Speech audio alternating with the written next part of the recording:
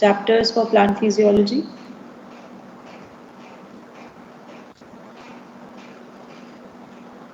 Okay. आवाज नहीं आई मुझे. Yes guys, so we were being talking about this. तो अब पहले ये पार्ट कंप्लीट करते हैं जो हम अच्छे से रिटन नोट पे नहीं आ रहा था. Right, so well, let's find up that first part.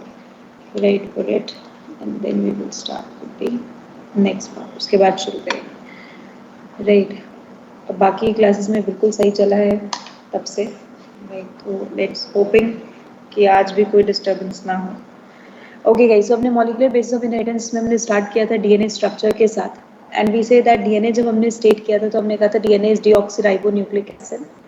Right, और डीऑक्सीराइबोन्यूक्लिक एसिड को हमने क्या डिफाइन किया था? As a polymer of the deoxyribonucleotides का पॉलीमर कहा था, जहां हमने कहा था हमारे पास 3 मेन कंपोनेंट्स हैं. Deoxyribose sugar, nitrogenous base and phosphoric acid, that is phosphate group जो उससे अटैच होता है. राइट, डीऑक्सीराइबोज शुगर में हम मेनली लेके चलते हैं that is a pentose sugar जो डीऑक्सीजनेटेड है at the second carbon. Right, second carbon की जगह OH ग्रुप नहीं है, उसकी जगह सिर्फ H ग्रुप प्रेजेंट है, तो हमने इसे नाम दिया 2' डीऑक्सीराइबोज शुगर. नाइट्रोजनस बेस में will say it can be the purine और द pyrimidine. राइट, प्यूरिन में हमारे पास एडेनाइन ग्वानिन और pyrimidine में हमारे पास साइटोसिन थाइमिन और यूरिसिल था. राइट, जिसकी डिटेलिंग करी थी last time. And then we will say how the synthesis will occur. अब हमने कहा जो फॉस्फेट ग्रुप भी आपने लगाया है, that phosphate group is also being responsible to provide the acidic nature and negative charge to the DNA. Right. अब basically इन्हीं को यूज करके we are going to talk about the synthesis of the DNA. तो हमने कहा सबसे पहला हमारे पास टास्क है कि हमें क्या बनाना है? डीऑक्सीराइबोन्यूक्लियोसाइड बनाना है. अब डीऑक्सीराइबोन्यूक्लियोसाइड बनाना है तो डीऑक्सीराइबोन्यूक्लियोसाइड बनाते हुए आपने क्या किया? नाइट्रोजनस बेस को डीऑक्सीराइबो शुगर से क्लब इन किया by using the glycosidic linkage, जिसमें आपने कहा अगर 1,9 ग्लाइकोसिडिक लिंकेज करते हो तो प्यूरिन को ज्वाइन कर रहे हो, 1,1 कर रहे हो तो किसको ज्वाइन कर रहे हैं हम? pyrimidine.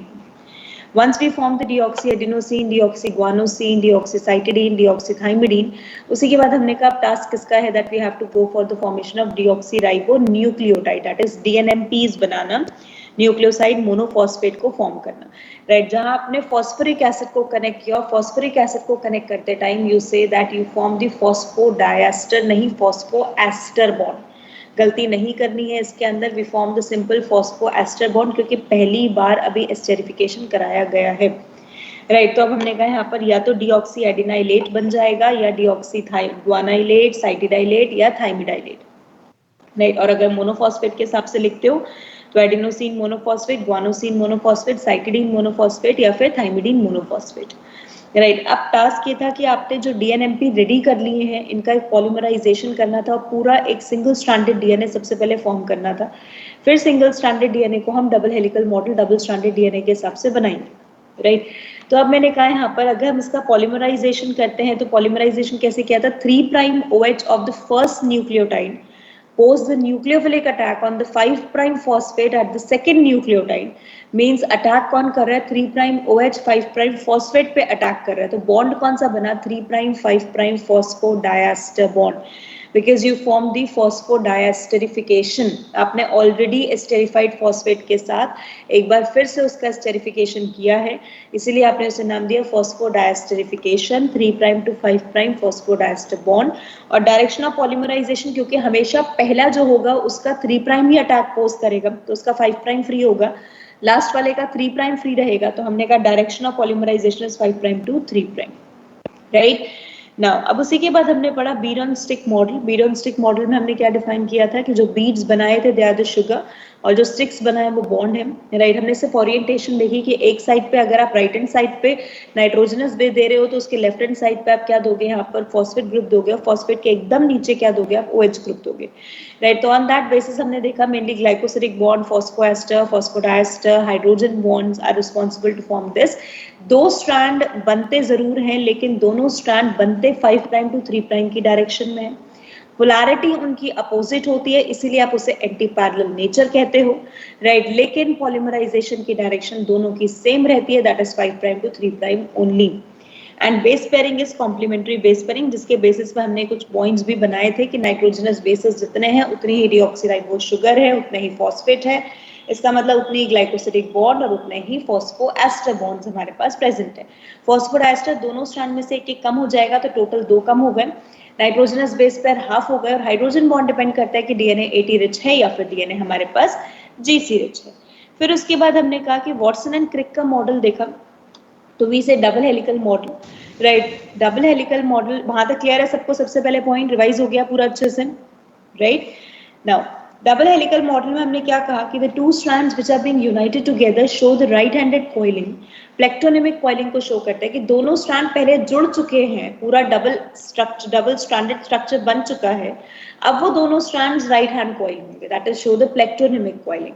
और प्लेक्टोनिमिक कॉइलिंग करके डबल हेलिकल स्ट्रक्चर हमारे पास बनाएंगे। तो जब एक टर्न में लेके चलती हूँ, दिस इज सिंगल टर्न, तो इस सिंगल टर्न के दौरान अगर हम लेते हैं तो वी सेज इस टर्न के दौरान एक ग्रुप माइनर ग्रुप बनता है, एक ग्रुप मेजर ग्रुप बनता है। जो छोटा सा ग्रुप बनता है वो माइनर, और जो मेजर बड़ा ग्रुप बना उसे हमने मेजर ग्रुप कहा, राइट। जहां हमने कहा one turn of the double stranded DNA में टोटल, राइट, आपके 10 बेस पेयर रहते हैं पर टर्न, राइट। जो पिच ऑफ द हेलिक्स होती है हमारे पास, that is the vertical rise of the helix, और पर टर्न जो हम लेके चलते हैं दैट इज 3.4 नैनोमीटर 34 एंगस्ट्रॉम। उसके बेसिस पे डिस्टेंस हमने निकाल लिया, दैट इज 0.34 नैनोमीटर और 3.4 एंगस्ट्रॉम, राइट। और diameter of DNA is 2 nanometers we find up. ये कौन सा डीएनए है हमारे पास? B DNA, right, which is the most common form of the DNA. लेकिन हमने कहा अगर सेलुलर एनवायरनमेंट आप वेरिएबल करते हो तो बी डीएनए हाँ जरूर ट्रांसफॉर्म हो जाएगा ए डीएनए और सी डीएनए में, डिपेंडिंग, राइट, कि दोनों के अंदर नंबर ऑफ बेस पेयर्स थोड़े बहुत डिफर कर जाएंगे। एक में 9.33 हो गए और एक में हमारे पास 11 हो गए, राइट। एक ट्रांसफॉर्मेशन एक अनदर फॉर्म की मिलती है विच is called Z DNA, right, which shows a left-handed coiling, right, and only found in the salivary gland of the Drosophila and some of the insect, but majoritatively found in the salivary gland of Drosophila, right। अब वहीं पर एक rule रह गया था last time, Chargaff rule, right. Chargaff rule हमें क्या कहता है? चार्गफ रूल स्टेट दैट कि अगर आपको स्टेबिलिटी देनी है, हाँ जी बेटा। Ma'am distance between two polynucleotide chain remains constant, इसका रीजन यही है ना, वो वन बेस पेयर का प्लेन स्टैक करता है इधर पे। हाँ बिल्कुल बिल्कुल, राइट। मैम डिस्टेंस उनके हाइड्रोजन बीच, बॉन्डिंग भी आएगी इसमें, हाइड्रोजन इसका बॉन्डिंग रीजन स्टेबिलिटी अगर के लिए, माने तो। इसके रीजन में से वन बेस पे stack over another, that's it, okay ma'am. Right. Now Chargaff rule बेटा, चार्गफ रूल क्या कहता है? चार्गफ रूल से दैट कि ये पहली बात एप्लीकेबल है किसी भी ऑर्गेनिज्म के लिए जिसके पास डबल स्ट्रैंडेड न्यूक्लिक एसिड है, चाहे वो डबल स्ट्रैंडेड डीएनए हो चाहे वो डबल स्ट्रैंडेड आरएनए, राइट। क्योंकि डबल स्ट्रैंडेड बनाने के लिए 2 पॉइंट फिक्स है कि एक एंटी पैरेलल नेचर चाहिए, कॉम्प्लीमेंट्री बेस पेयरिंग चाहिए। और अगर दोनों पॉइंट को आपको फिक्स रखना है तो जो अमाउंट ऑफ प्यूरिन है उतना ही अमाउंट किसका होना चाहिए? pyrimidine का, राइट। तो amount of purine must be equal to the amount of the pyrimidine। तो A plus G equals to T plus C हमारे पास फिक्स है, राइट, होना ही चाहिए। इसका मतलब A plus G over T plus C equals to 1 which form the stable structure. लेकिन जब हमने रेशो थोड़ी सी चेंज कर दी, हमने कहा A plus T over G plus C देखते हैं, तो it is nearly equal to 1। ये हमेशा 1 के इक्वल नहीं होता हर ऑर्गेनिज्म के लिए, राइट। प्रोकैरियोट्स के अंदर, यूकैरियोट्स के अंदर ये अलग अलग डेटा में मेंशन होता है। प्रोकैरियोट्स के अंदर जीसी रिच डीएनए है, यूकैरियोट्स के पास 80 रिच डीएनए है, तो ये हम पहले भी पढ़ चुके हैं। प्रोकैरियोट्स के अंदर 80 by GC is less than 1, वहीं यूकैरियोट्स के अंदर 80 by GC is greater than 1, right. ध्यान रहेगा चार्गफ रूल सबको अच्छे से? Yes ma'am. Done, good. अब हमने कहा यहाँ पर feature of double helical model, ma'am हाँ जी बेटा। मैम चार्गफ रूल सिर्फ मैम डीएनए पे एप्लीकेबल है ना? मैंने क्या लिखा? आरएनए भी डबल स्ट्रैंडेड होना चाहिए, जो बहुत रेयर होता है, राइट। जो भी nucleic acid complementary pairing show कर सकते हैं, they are going to follow the Chargaff rule, क्योंकि चार्गफ रूल सिर्फ एक ही पॉइंट पे बेस्ड है, that is complementary base pairing, कि प्यूरिन pyrimidine के साथ बेस पेयर कर सकते हैं। अब आप अगर थाइमीन दे रहे हो तो थाइमीन ऑब्वियसली डीएनए के लिए है, अब आप जब आरएनए के लिए लिखोगे इसको तो आपको यूरिसिल करना पड़ेगा, ठीक है, फाइन। बट सिंगल स्ट्रैंडेड के लिए कभी भी नहीं, नेवर। नाउ अब हमने कहा डबल हेलिकल मॉडल के features, complementary base pairing, right, anti parallel nature, sugar phosphate ने बैकबोन बना दी उसकी, चार्गफ रूल फॉलो किया और वन बेस पे स्टैक ओवर दी अनदर, जहां पर हमने कह दिया स्टेबिलिटी मिली हाइड्रोजन बॉन्ड और वन डर वाल इंटरेक्शंस के अकॉर्डिंगली, राइट। कंप्लीट यहाँ तक का point? Done? Yes ma'am. Ma'am चलो, हाँ जी। तो ये जो आपने सेकेंड वाला लिखा है ना, A plus T upon G plus T, तो मैम हाँ। सही तो ये होगा ना, A plus G upon T plus is equal to 1, वो ऊपर लिखा है ना या बेटा, A ये प्लस इक्वल नहीं टी। लिखा ना, इक्विवेलेंट लिखा है। It's not a sign of the equal ना, इसका साइन है, इक्विवेलेंट का साइन है, और इसके आगे लिखा भी है never equal to 1 for all organisms, ठीक है, point clear? Right? Okay, guys. Now do one question फटाफट से. फटाफट question complete करो and tell me the answer. पहले complete करो फिर उसके बाद answer बताना. While studying 3 terms of the double-stranded DNA with 20% adenine content, how many number of the bases, sugar, phosphoester, phosphodiester, glycosidic, and hydrogen bonds form the structure? Ma'am ये सारा लिखना है ना अभी? ये ऊपर लिखा हुआ बेटा आपने लास्ट टाइम लिखा तो था हमने नोट्स. चार्गाफ रूल वाला नहीं लिखा. चार्गाफ रूल नहीं लिखा था ना, बस तभी तो मैंने नोट्स दोबारा से शेयर किए कि आप दोबारा उसको ऐड ऑन कर सकते हो अपने नोट्स में. ठीक है, राइट. मैम ये 3 टर्म्स लिखा है ना. 3 turns of double stranded DNA.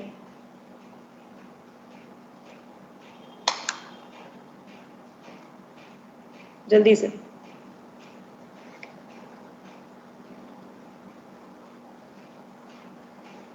Answer क्या होगा सबके लिए? पहले पूरा सॉल्व करोगे, सबके आंसर्स निकालोगे, then you will say yes ma'am done. अब मैं डिस्कस करूँ फटाफट. सिंपल क्वेश्चन है, थोड़ा बहुत सोचना है बस इसके अंदर.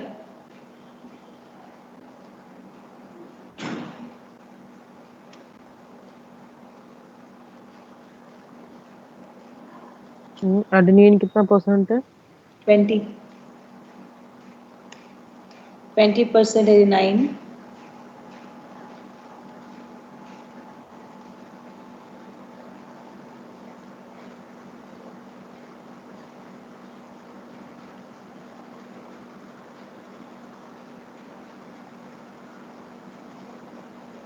क्वेश्चन दिखाना.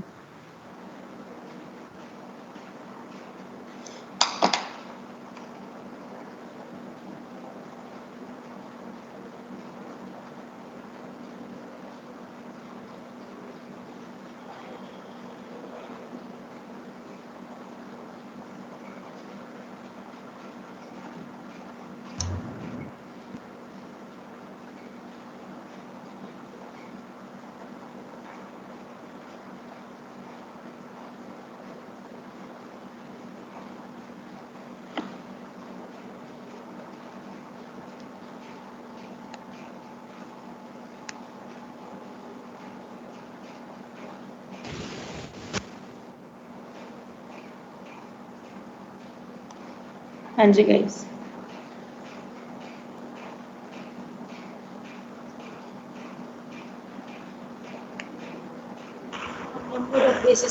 मैम कंप्लीट हो गया question?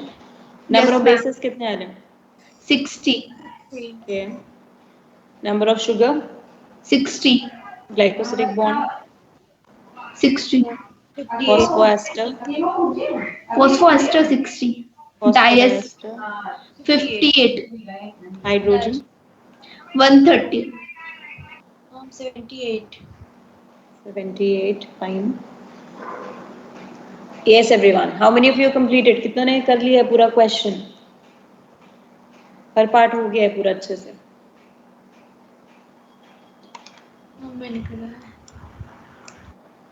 Okay, guys. Now very simple question it is, बच्चा. सिंपल सा क्वेश्चन है. उसने कहा कि अगर 3 टर्न डबल स्ट्रैंडेड डीएनए के दे रखे हैं and we know that the most common DNA is B DNA, तो it's not at all important to mention कि हम बी डीएनए लिख रहे हैं. हम सिर्फ इतना कहेंगे 3 turn off double stranded DNA का मतलब बी डीएनए की बात कर रहे हैं, जहां पे हमने कहा एक टर्न के पास 10 base pair. 1 turn comprises of total 10 base pair. 3 turn अगर है मेरे पास तो कितने बेस पेयर्स हो गए मेरे पास? 30 बेस पेयर्स हो गए. 30 बेस पेयर्स का मतलब कितने बेसिस हो गए मेरे पास? 60 बेसिस हो गए. तो मुझे नंबर ऑफ बेसिस यहाँ से पता चल चुके हैं. Is is fine everyone? Complete यहाँ तक? राइट. अगर मुझे नंबर ऑफ बेसिस पता है तो नंबर ऑफ बेसिस के बेसिस पे मुझे ये पता है कि जितने बेसिस हैं उतनी शुगर है, उतने फॉस्फोएस्टर बॉन्ड है, उतने ही ग्लाइकोसिडिक बॉन्ड है. मीन 60 हो गए डायरेक्ट. राइट. इसमें तो कोई बेसिक मेन रूल लगाने की जरूरत नहीं है, ये तो हम जानते हैं कि इक्वल होते हैं. अब हमें ये भी पता है कि एडेनाइन 20% दे रखा है, तो 20% कितने का? 60 बेसिस का ना. राइट. तो 20% 60 बेसिस का, इसका मतलब 12 एडेनाइन हो गए. तो 12 ही थाइमीन हो गए, क्योंकि एडेनाइन थाइमीन इक्वल होंगे, क्योंकि जितने एडेनाइन दोगे उतने ही तो थाइमीन दोगे ताकि बेस पेयरिंग प्रॉपर हो सके. राइट. अगर एडेनाइन और थाइमीन 12-12 है तो एडेनाइन थाइमीन के बेस पेयर कितने बनेंगे? 12 बेस पेयर बनेंगे मेरे पास. करेक्ट। अब टोटल बेस पेयर कितने हैं 30, या तो 60 में से 24 को माइनस कर लो क्योंकि एडेनाइन थाइमीन जो है आपके यहाँ पर कितने हैं टोटल 24, या फिर ऐसा करो कि 30 बेस पेयर में से 12 बेस पेयर माइनस कर लो तो जीसी बेस पेयर आ जाएंगे। जीसी बेस पेयर कितने हो जाएंगे मेरे पास 18। अब मैं जानती हूँ जीसी बेस पेयर के अंदर ट्रिपल बॉन्डिंग होती है तो 18 into 3 राइट, और 12 बेस पेयर 80 के और 80 के अंदर डबल बॉन्डिंग होती है 12 into 2। आंसर कितना हो गया 78। समझ आया? मैम बेसिस पर तो और मैम बेस पेयर सेम लिखे हैं आपने। नहीं बेटा हाँ सेम मैम, कैसे हो सकते हो? ऊपर मैम आपने 60 बेसिस से किया और नीचे आपने बेस पेयर से किया है, बेटा समझ नहीं। बेसिस से भी करोगे तो भी तो यही होगा ना। अगर मैंने यहाँ पर लिखा 20% ऑफ 60 बेसिस तो 12 बेसिस आ गए ना, तो मैं लिखूंगी simple a plus T plus G plus C equals to, अगर मैं लिखूंगी तो 60 के इक्वल होंगे ना ये। ठीक है, a की वैल्यू 12 आ गई, a की वैल्यू 12, t की वैल्यू 12, अगर g की वैल्यू भी x तो c की वैल्यू भी x हुई ना, इक्वल्स टू 60। तो 2x किसके इक्वल हो गया 60 माइनस 24। समझ आया पॉइंट? x की वैल्यू कितनी आ जाएगी अब मेरे पास, कैलकुलेट करो। 18 राइट, इसका मतलब g भी 18 c भी 18, तो gc बेस पेयर कितने हो गए 18 base pair.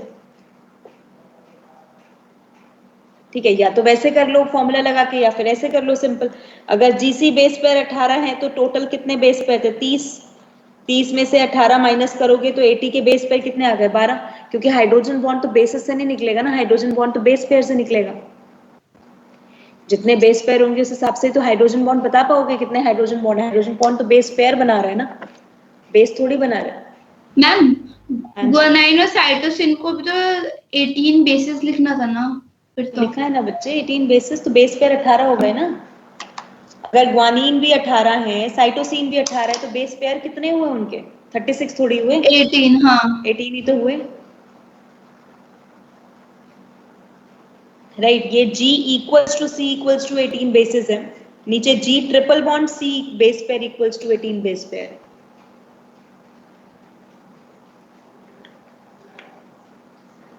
Question clear everyone? Hydrogen bonding समझ फॉस्फोडाइस्टर वाला आया? बताना मैम 58 कैसे हुआ। अभी मैंने पढ़ाया नहीं फॉस्फोडाइस्टर, देखो कंप्लीट। नाउ अब हमने कहा अगर हमारे पास 60 बेसिस है तो एक स्ट्रैंड में 30 बेसिस, एक स्ट्रैंड में 30 बेसिस, तभी तो 60 basis total double stranded DNA के पास है। अब अगर 30 बेसिस है तो फॉस्फोडाइस्टर बॉन्ड हमेशा एक कम बनता है एक स्ट्रैंड के अंदर, तो 30 माइनस 1 दैट इज 29 राइट। दूसरे स्ट्रैंड के लिए भी 30 माइनस 1 दैट इज 29, तो टोटल कितने हो गए 29 plus 29 equals to 58 phosphodiester bond, right.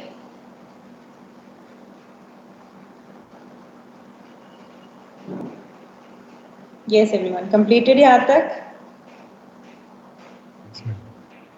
Everyone completed with the question? हो जाएंगे अब आराम से वाले, राइट। तो इसमें आता है 3 टर्म दे दे या नंबर ऑफ बेसिस दे दे, आपको फाइंड करना होगा। हाँ जी, नंबर ऑफ फॉस्फोडाइस्टर बॉन्ड के लिए हम -2 नहीं करते थे क्या? -2 ही तो किया 60 में से, 60 माइनस 2 58 ही तो होता है। ओके ठीक है मैम। ठीक है ना? हाँ जी, और कोई डाउट? क्लियर? तो this is all about the DNA structure. ये क्वेश्चन अच्छे से क्लियर करना है सबको, क्योंकि ऐसे ही क्वेश्चंस आपको मिलेंगे हाइड्रोजन बॉन्ड निकालने के लिए या फॉस्फोडाइस्टर बॉन्ड निकालने के लिए, या कोई भी नंबर ऑफ बॉन्ड्स वहाँ पर वो पूछ सकता है डायरेक्टली आपसे, या सिंपल ये भी पूछ सकता है कि एडेनाइन इतना है तो ग्वानिन कितना होगा उसके अंदर नंबर ऑफ बेसिस देके, राइट। तो वो भी आपको कैलकुलेट करना आना चाहिए कि जितना एडेनाइन है उतना थाइमीन होगा, राइट। और अगर हम टोटल लेके चले तो हमारे पास टोटल नंबर ऑफ बेसिस जो हैं, जितने टोटल नंबर ऑफ बेसिस दे रखे हैं तो उनका सबका सम इक्वल्स टू दैट हो गया, तो you can calculate G plus C। तो इसलिए वो मेथड भी यहाँ पर मैंने आपको शो कर दिया निकालना। मैम ठीक है, हाँ जी। हम थोड़ा सा स्क्रॉल अप करना एक बार क्वेश्चन वाला पेज। हाँ बोलो।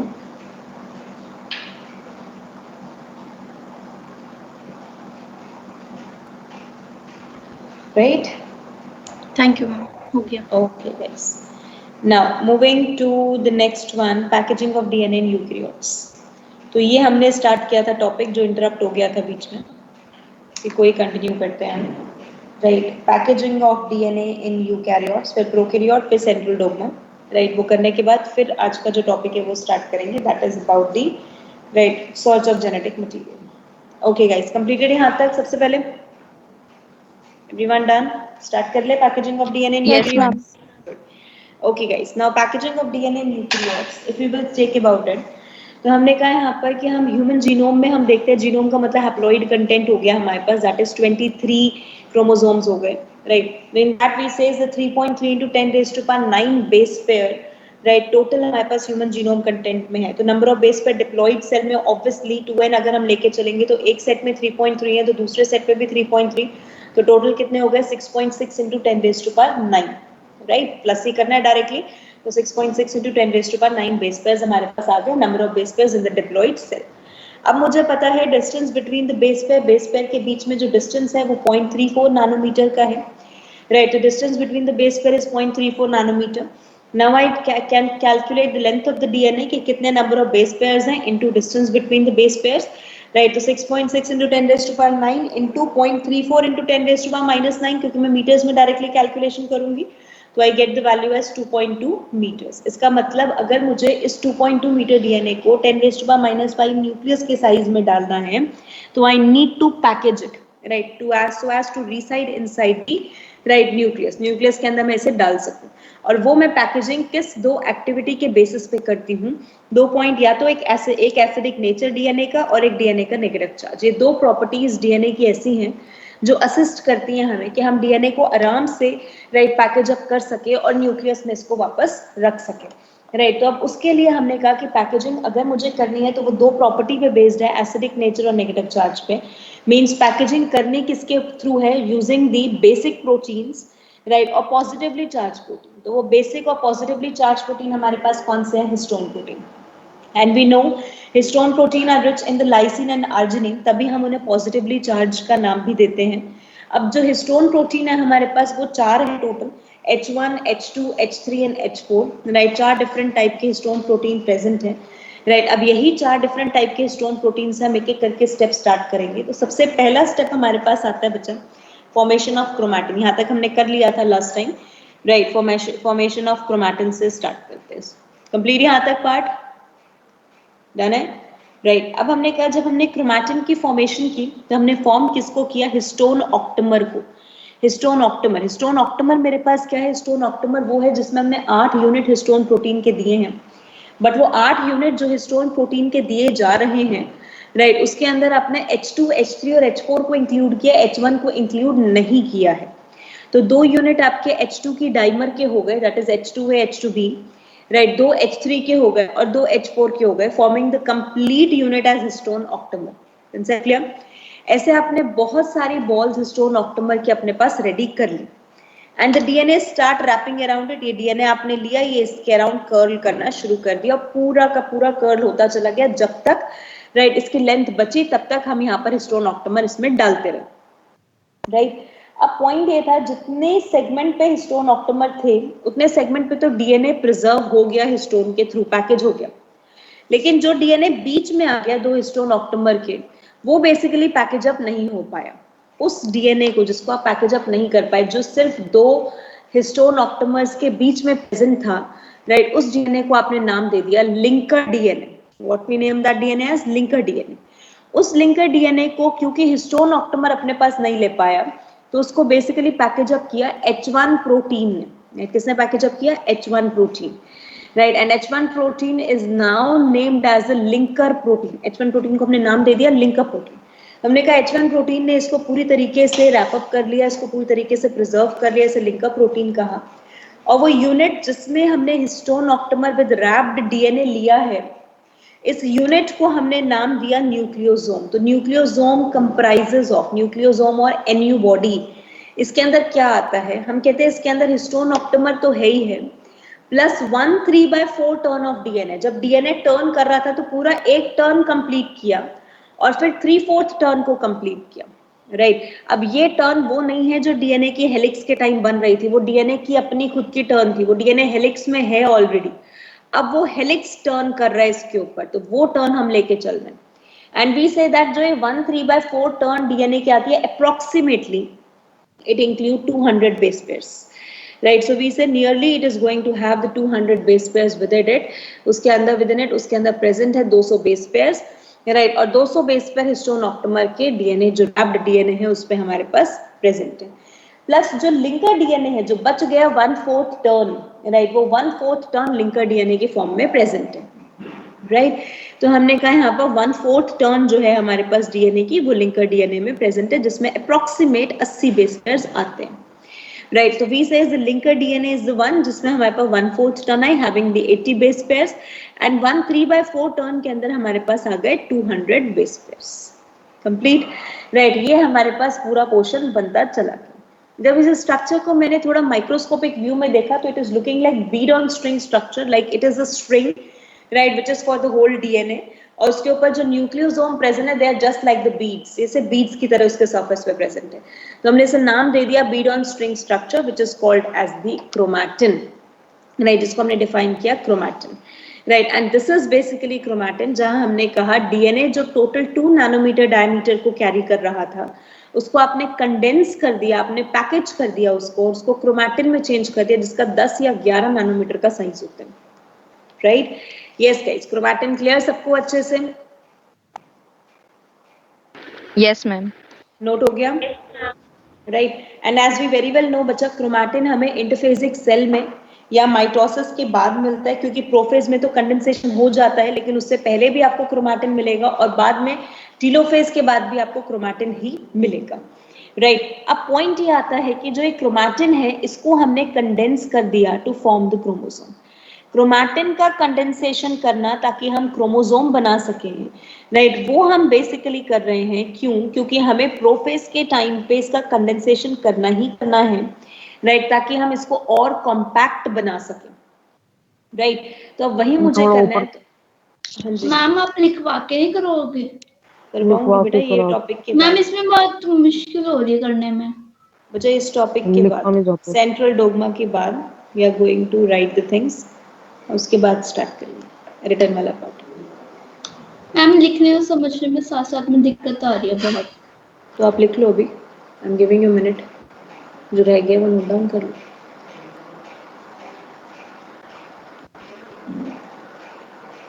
ठीक है, थोड़ा सा ही पार्ट था क्योंकि ये हमने डिस्कस किया था उस टाइम, दैट्स वाई ये पार्ट मैंने डायरेक्टली अपलोड किया है, राइट.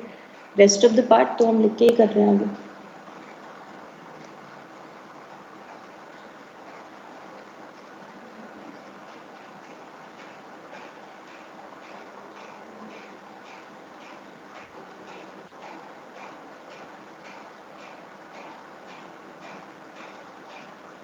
मैम हाँ जी, मैम डीएनए 2 नैनोमीटर से 10 और 11 गया है, तो मैम ये कंडेंस थोड़ा हो रहा है, तो उसका डायमीटर बढ़ रहा है. तभी तो कंडेंस हो रहा है.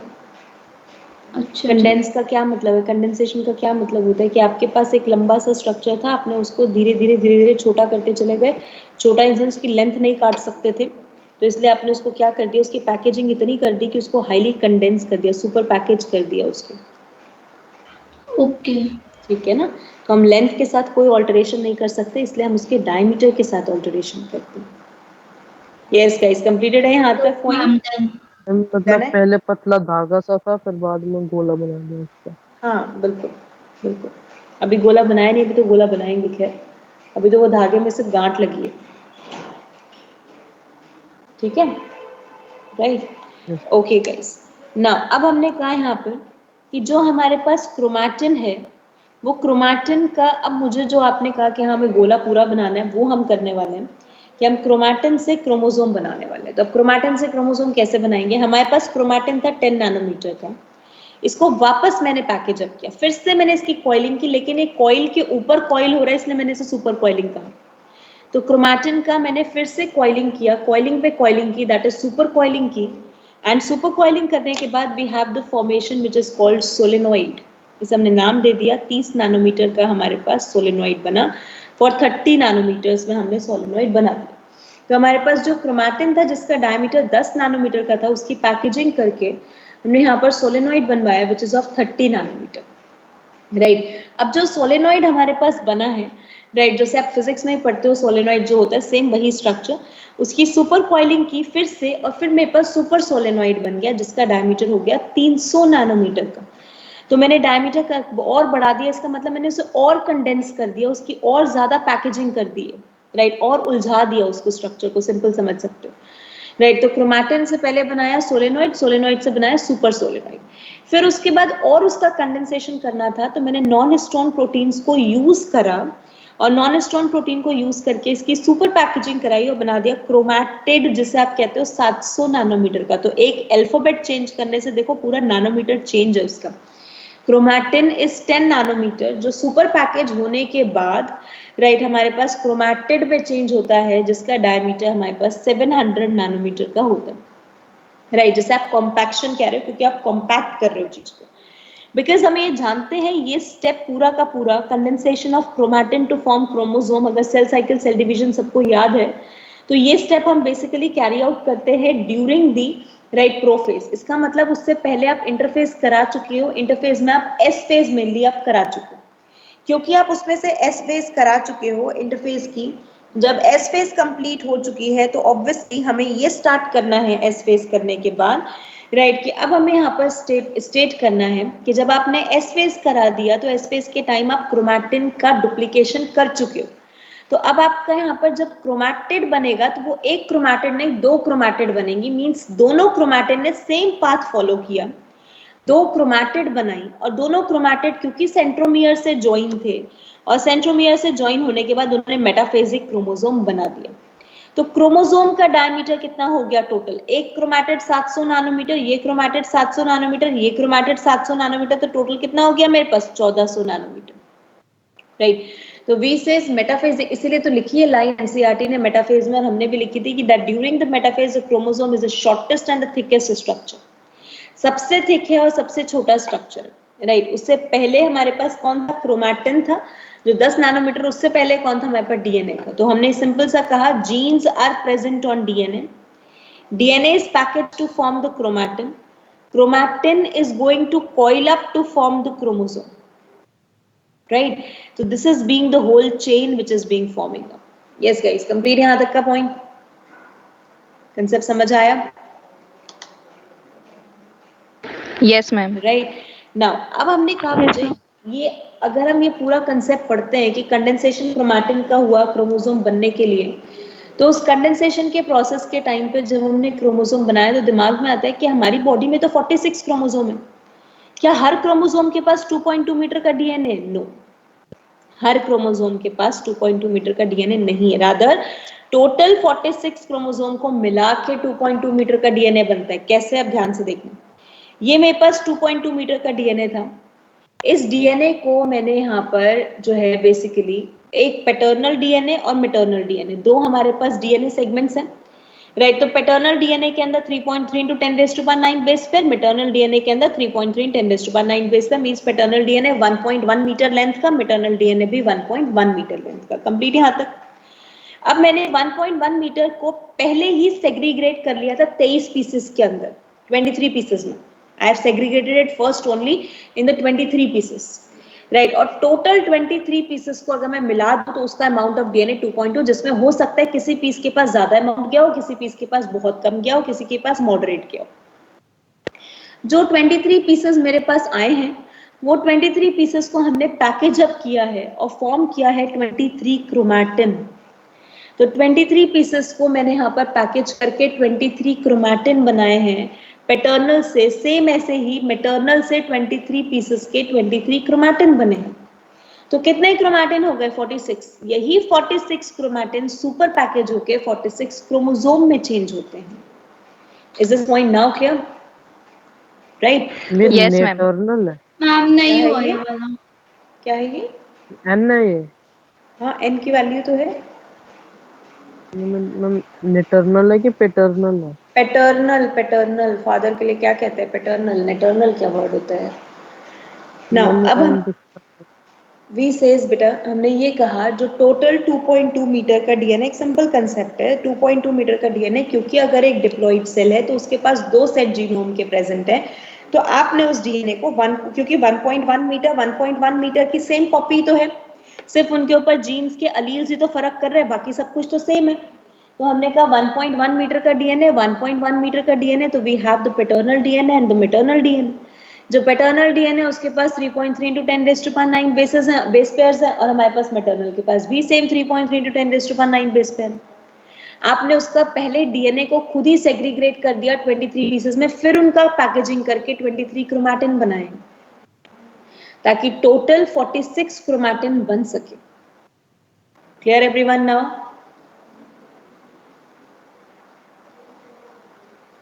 Yes guys, completed है ये point? Yes, ma'am. Done?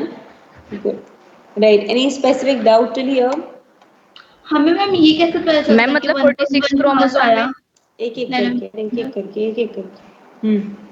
ये कहाँ से पता चला 1.1 ही होगा? आधा करोगे तो कितना होगा बेटा? 2 से डिवाइड करोगे तो? हाँ ये तो पता चल गया, लेकिन आप वो जो पहले बता रहे थे ना स्टार्टिंग में, सारे मिला के 2.2 नैनोमीटर ही होता है। मीटर होता है 2.2 पूरा मिला के है ना, तो अगर 2n की वैल्यू 2.2 है तो n की वैल्यू कितनी हो गई? 1.1 ही तो हुई। सिंपल मैथ से तो लगानी है, ठीक है। राइट? मैम मतलब 46 क्रोमोसोम में 2.2 मीटर का ये डीएनए है, मतलब ये 2.2 मीटर की लेंथ 46 क्रोमोसोम में डिवाइड हुई है। एग्जैक्टली। Okay ma'am, right. हाँ जी गाइस, कंप्लीट यहाँ तक पॉइंट समझ आया सबको अच्छे से? Everyone completed with Yes, this? ma'am. DNA packaging eukaryotes में कैसे होता Yes, है, क्या ma'am. डीएनए है, क्या हमारे पास प्रोटीन कह रही हूँ, कैसे हमारे पास उसकी पूरी पैकेजिंग हो रही है। तो अब अगर हम यहाँ पर देखें तो ये नोट हो गया ये वाला सबका यहाँ तक? Yes, ma'am. Noted. Okay. Now we says the type of protein involved in the packaging of DNA. अब डीएनए की पैकेजिंग में कितने प्रोटीन्स इन्वॉल्व है हमने पहले भी पढ़ा हुआ है। तो हमारे पास दो कैटेगरीज है प्रोटीन की बच्चा, one is the histone protein and second is the non histone protein. Right, तो हमने कहा हिस्टोन प्रोटीन क्या होते हैं? हिस्टोन प्रोटीन वो है जो डीएनए पैकेजिंग में मेनली इन्वॉल्व है और जो ट्रांसक्रिप्शनली इनएक्टिव है, एक्टिव नहीं है, इनएक्टिव है। राइट, तो दे आर ट्रांसक्रिप्शनली इनएक्टिव। ये डीएनए को होल्ड करके रखते हैं, इनका काम होता है डीएनए को स्टेबिलिटी देना, डीएनए के रिएक्शन को रोकना, डीएनए के फंक्शन को रोकना। तो they don't allow the DNA to function, that's why they are transcriptionally inactive. And the stable protein basic और पॉजिटिवली चार्ज प्रोटीन, तो हिस्टोन प्रोटीन से पैकेजिंग करने का एक हमारे पास मकसद और है कि हम ये चाहते हैं कि डीएनए अगर हर टाइम ओपन रहेगा तो कभी भी कोई एंजाइम आके उस पर रेप्लिकेशन, ट्रांसक्रिप्शन कुछ भी करा सकता है। I want DNA to be stable, मैं नहीं चाहती उस पर कोई भी आउटर रिएक्शन अपनी मर्जी से हो, अनटिल अनलेस वो जब तक होनी ना हो। तो उसके लिए हम हिस्टोन प्रोटीन्स को लगा के चलते हैं कि हिस्टोन प्रोटीन इनएक्टिव प्रोटीन्स है जो अलाउ करेंगे ही नहीं कि डीएनए अपनी मर्जी से कर सके। तो when we have to go for replication और ट्रांसक्रिप्शन ना, तो हम हिस्टोन प्रोटीन्स जो इनएक्टिव हैं उन हिस्टोन प्रोटीन्स का जो काम है डीएनए को ना करने देना, उसको रोकना होता है। राइट, तो we have to make it stop, कि हमें हिस्टोन प्रोटीन को दूर दूर करना होता है, हिस्टोन प्रोटीन को मूव अवे करना होता है ताकि हम आराम से डीएनए का रेप्लिकेशन और ट्रांसक्रिप्शन करा सकें। Right, clear everyone? समझ आया मीनिंग?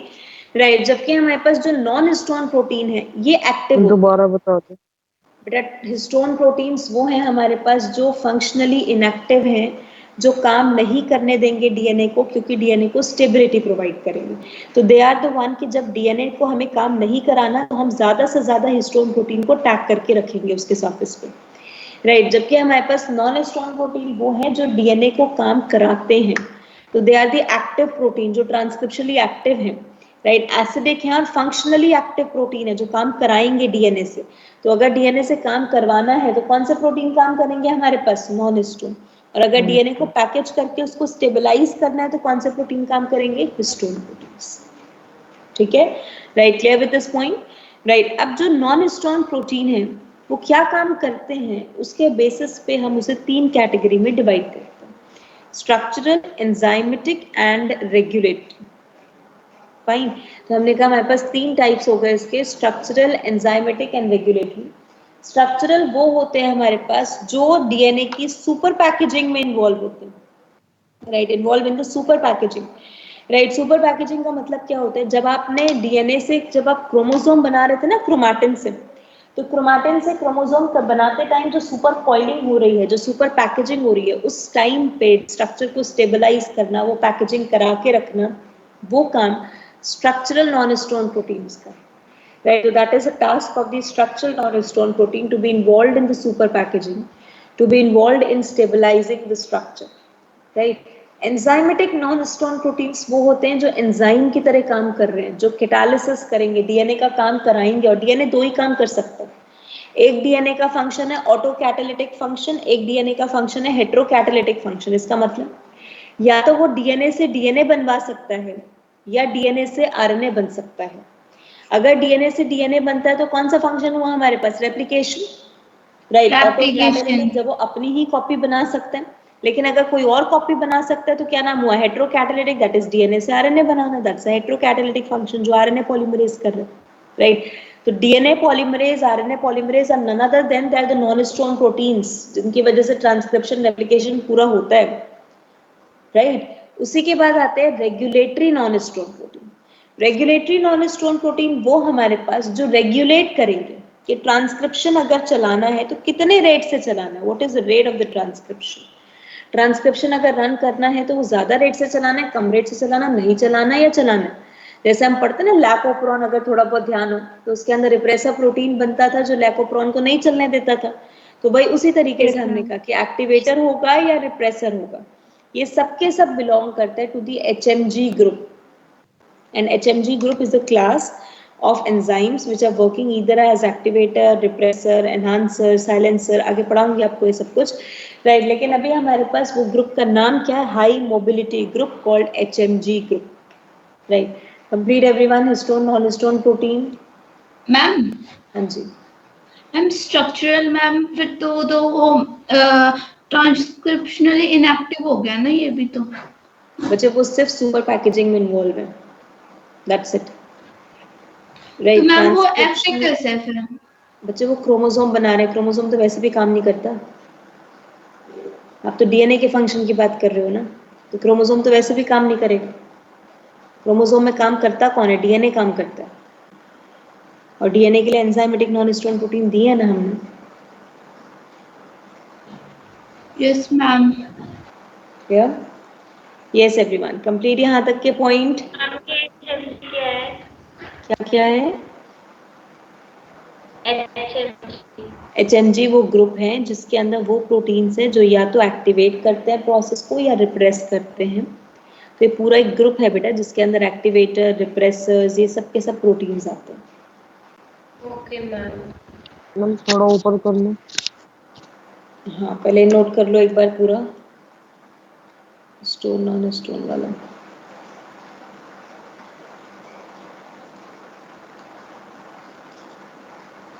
ठीक है, note it down quickly.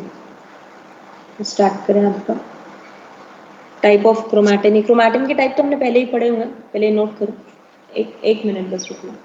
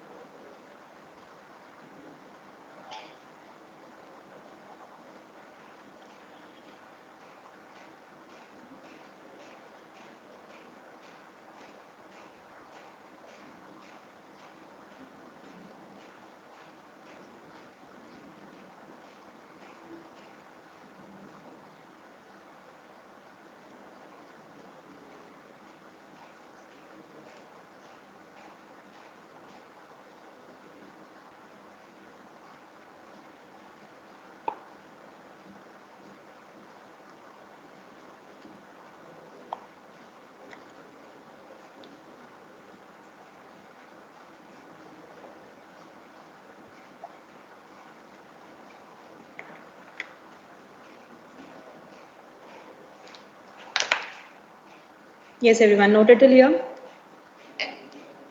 Histone, non-histone Yes, ma'am. proteins? Good. Now moving to the next part बचा, type of chromatin. Remember ये हमने part पहले भी पढ़ा है. Type Yes, of ma'am. chromatin, दो parts, euchromatin and heterochromatin. वो part chromatin का जो transcriptionally active है, वो पार्ट क्रोमैटिन का जो Euchromatin. ट्रांसक्रिप्शन कर सकता है, इसका मतलब वो कैसा होगा, हमारे पास लूजली पैक्ड होगा, दूर दूर होंगे उसमें न्यूक्लियोसोम्स, राइट, और लाइटली स्टेन्ड होगा. तो loosely packed lightly stained region हमारे पास कौन सा हो गया, यूक्रोमैटिन. वहीं पर वो पार्ट हमारे पास जो बहुत हेविली पैक्ड है, राइट, हेविली कंडेंस्ड है, काम नहीं करने वाला, तो ट्रांसक्रिप्शनली इनएक्टिव है और डार्कली स्टेन्ड है, तो वो कौन सा पार्ट हो गया क्रोमैटिन का हमारे पास, हेट्रोक्रोमैटिन, राइट. तो we simply say that the euchromatin is transcriptionally और फंक्शनली एक्टिव, राइट. जो हमारे पास लूजली पैक्ड और लाइटली स्टेन्ड है, वहीं पर उसकी वाइस वर्सा कंडीशन हो गई हेट्रोक्रोमैटिन, हाईली पैक्ड है, कंडेंस्ड है, ट्रांसक्रिप्शनली इनएक्टिव है, डार्कली स्टेन्ड है, राइट. एग्जाम्पल में हमारे पास बार बॉडी आ गया, वाइट स्पॉट आ गया, तो ये हमारे पास मेन हो गए examples for the heterochromatin. Everyone got this thing? Ma'am ये वाइस स्पॉट Yes, क्या है? ma'am. ये आगे पढ़ाऊंगी बच्चों को, कभी पढ़ाया नहीं हमने आपको, right. We are going to study in genetics about this, right. So this is all about the type of chromatin. So type of proteins involved in this type of chromatin, DNA packaging in the case of the, right, eukaryotes. Complete है यहाँ तक का point? Everyone noted till here? Yes, ma'am. Concept done? हमने लिखा. हाँ, note कर लो पहले वाला, फिर स्टार्ट करें type of DNA packaging in the prokaryotes. और प्रोकैरियोट्स का तो सबको अगर ध्यान हो तो प्रोकैरियोट्स का डीएनए सर्कुलर होता है, लीनियर होता है, प्रोकैरियोटिक डीएनए सर्कुलर डीएनए होता है. Circular DNA, Circular. Right. Circular DNA. और प्रोकैरियोट के पास हिस्टोन ऑक्टोमर भी नहीं होता, राइट, क्योंकि हिस्टोन प्रोटीन ही नहीं होते उसके पास. Yes, ma'am. और उसी के साथ साथ prokaryotes are also being the one, right, we are not going to have the next one which is regarded as the, right, कि उनके पास कोई एज सच इतनी हेवी पैकेजिंग क्रोमैटिन या क्रोमोसोम बनाने की भी जरूरत हमें नहीं है, राइट. तो अब हमने प्रोकैरियोट्स की अगर बात करते हैं तो बेटा हम बेस्ट एग्जांपल लेके चलते हैं इकोलाई का. If I take the E coli, तो हमने कहा नंबर ऑफ बेसेस इकोलाई के अंदर जो प्रेजेंट है वो 4.6 इंटू 10⁻6 बेस पेयर है, राइट. तो 4.6 into 10⁻6 base pair are the number of base pair in E coli. And the length of the DNA, जो डीएनए की लेंथ हम उसकी कैलकुलेट करते हैं कि 4.6 into 10⁻6 into distance, that is 0.34 into 10⁻⁻9, क्योंकि डिस्टेंस तो वही रहेगा, चाहे डीएनए आप प्रोकैरियोट का लेके चलो, चाहे डीएनए आप यूकैरियोट का लेके चलो, डिस्टेंस तो चेंज होगा नहीं क्योंकि बीडीएनए इज यूनिवर्सल, राइट. तो अब उसके बेसिस पे हमने कहा length of DNA come out to be 1.36 mm, right. तो डीएनए का लेंथ कितनी आई हमारे पास, 1.36 mm. डिफरेंस समझ आ रहा है, 2.2 metre in the human and 1.36 mm in the prokaryotes, fine.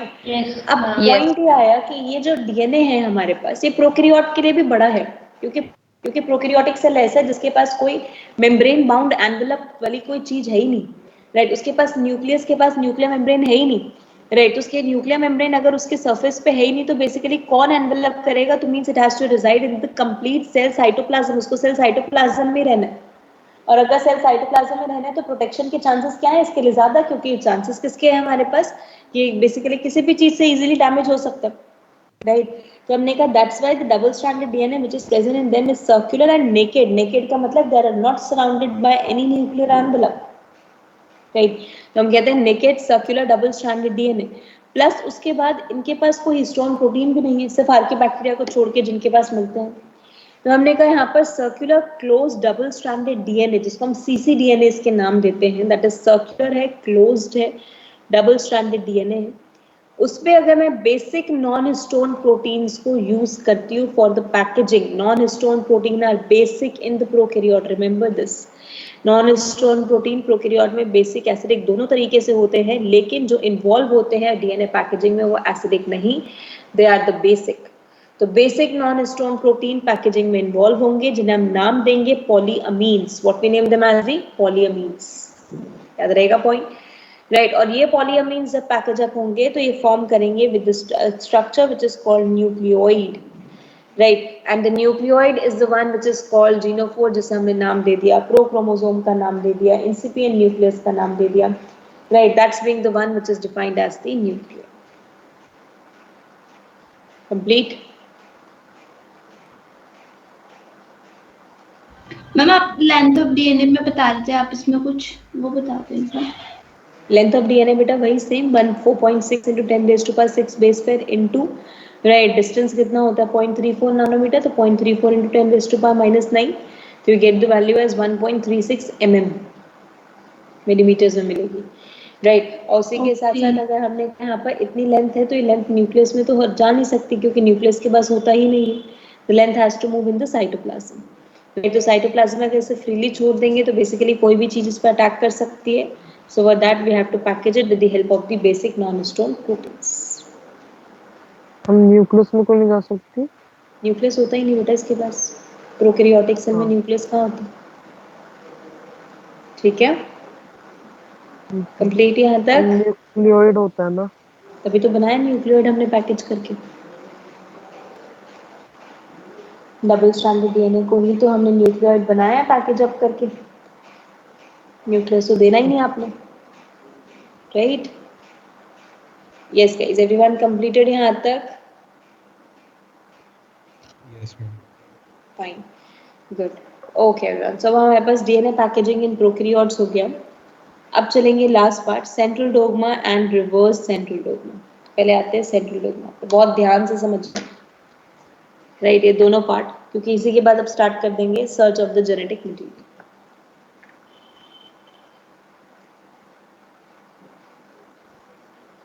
Okay, everyone, ready? You can get it? Yes, ma'am. Right. Now, central dogma. Central dogma say that a one mechanism which is going to occur in all the living organisms over the earth, right? Everyone is going to perform it, right? तभी सबने नाम दिया central dogma, and it's very very essential for the expression of the gene information, right? How the gene flow occur, how the gene information move, right? वो देखने के लिए very very important है, right? तो हमने कहा हमारे पास मेन प्रेजेंट क्या है, डीएनए। डीएनए अपनी ही जब कॉपी बनाता है तो उसे आप कहते हो रेप्लिकेशन। तो DNA itself form its own structure, right? Its own extra copy, we name that as the replication, right?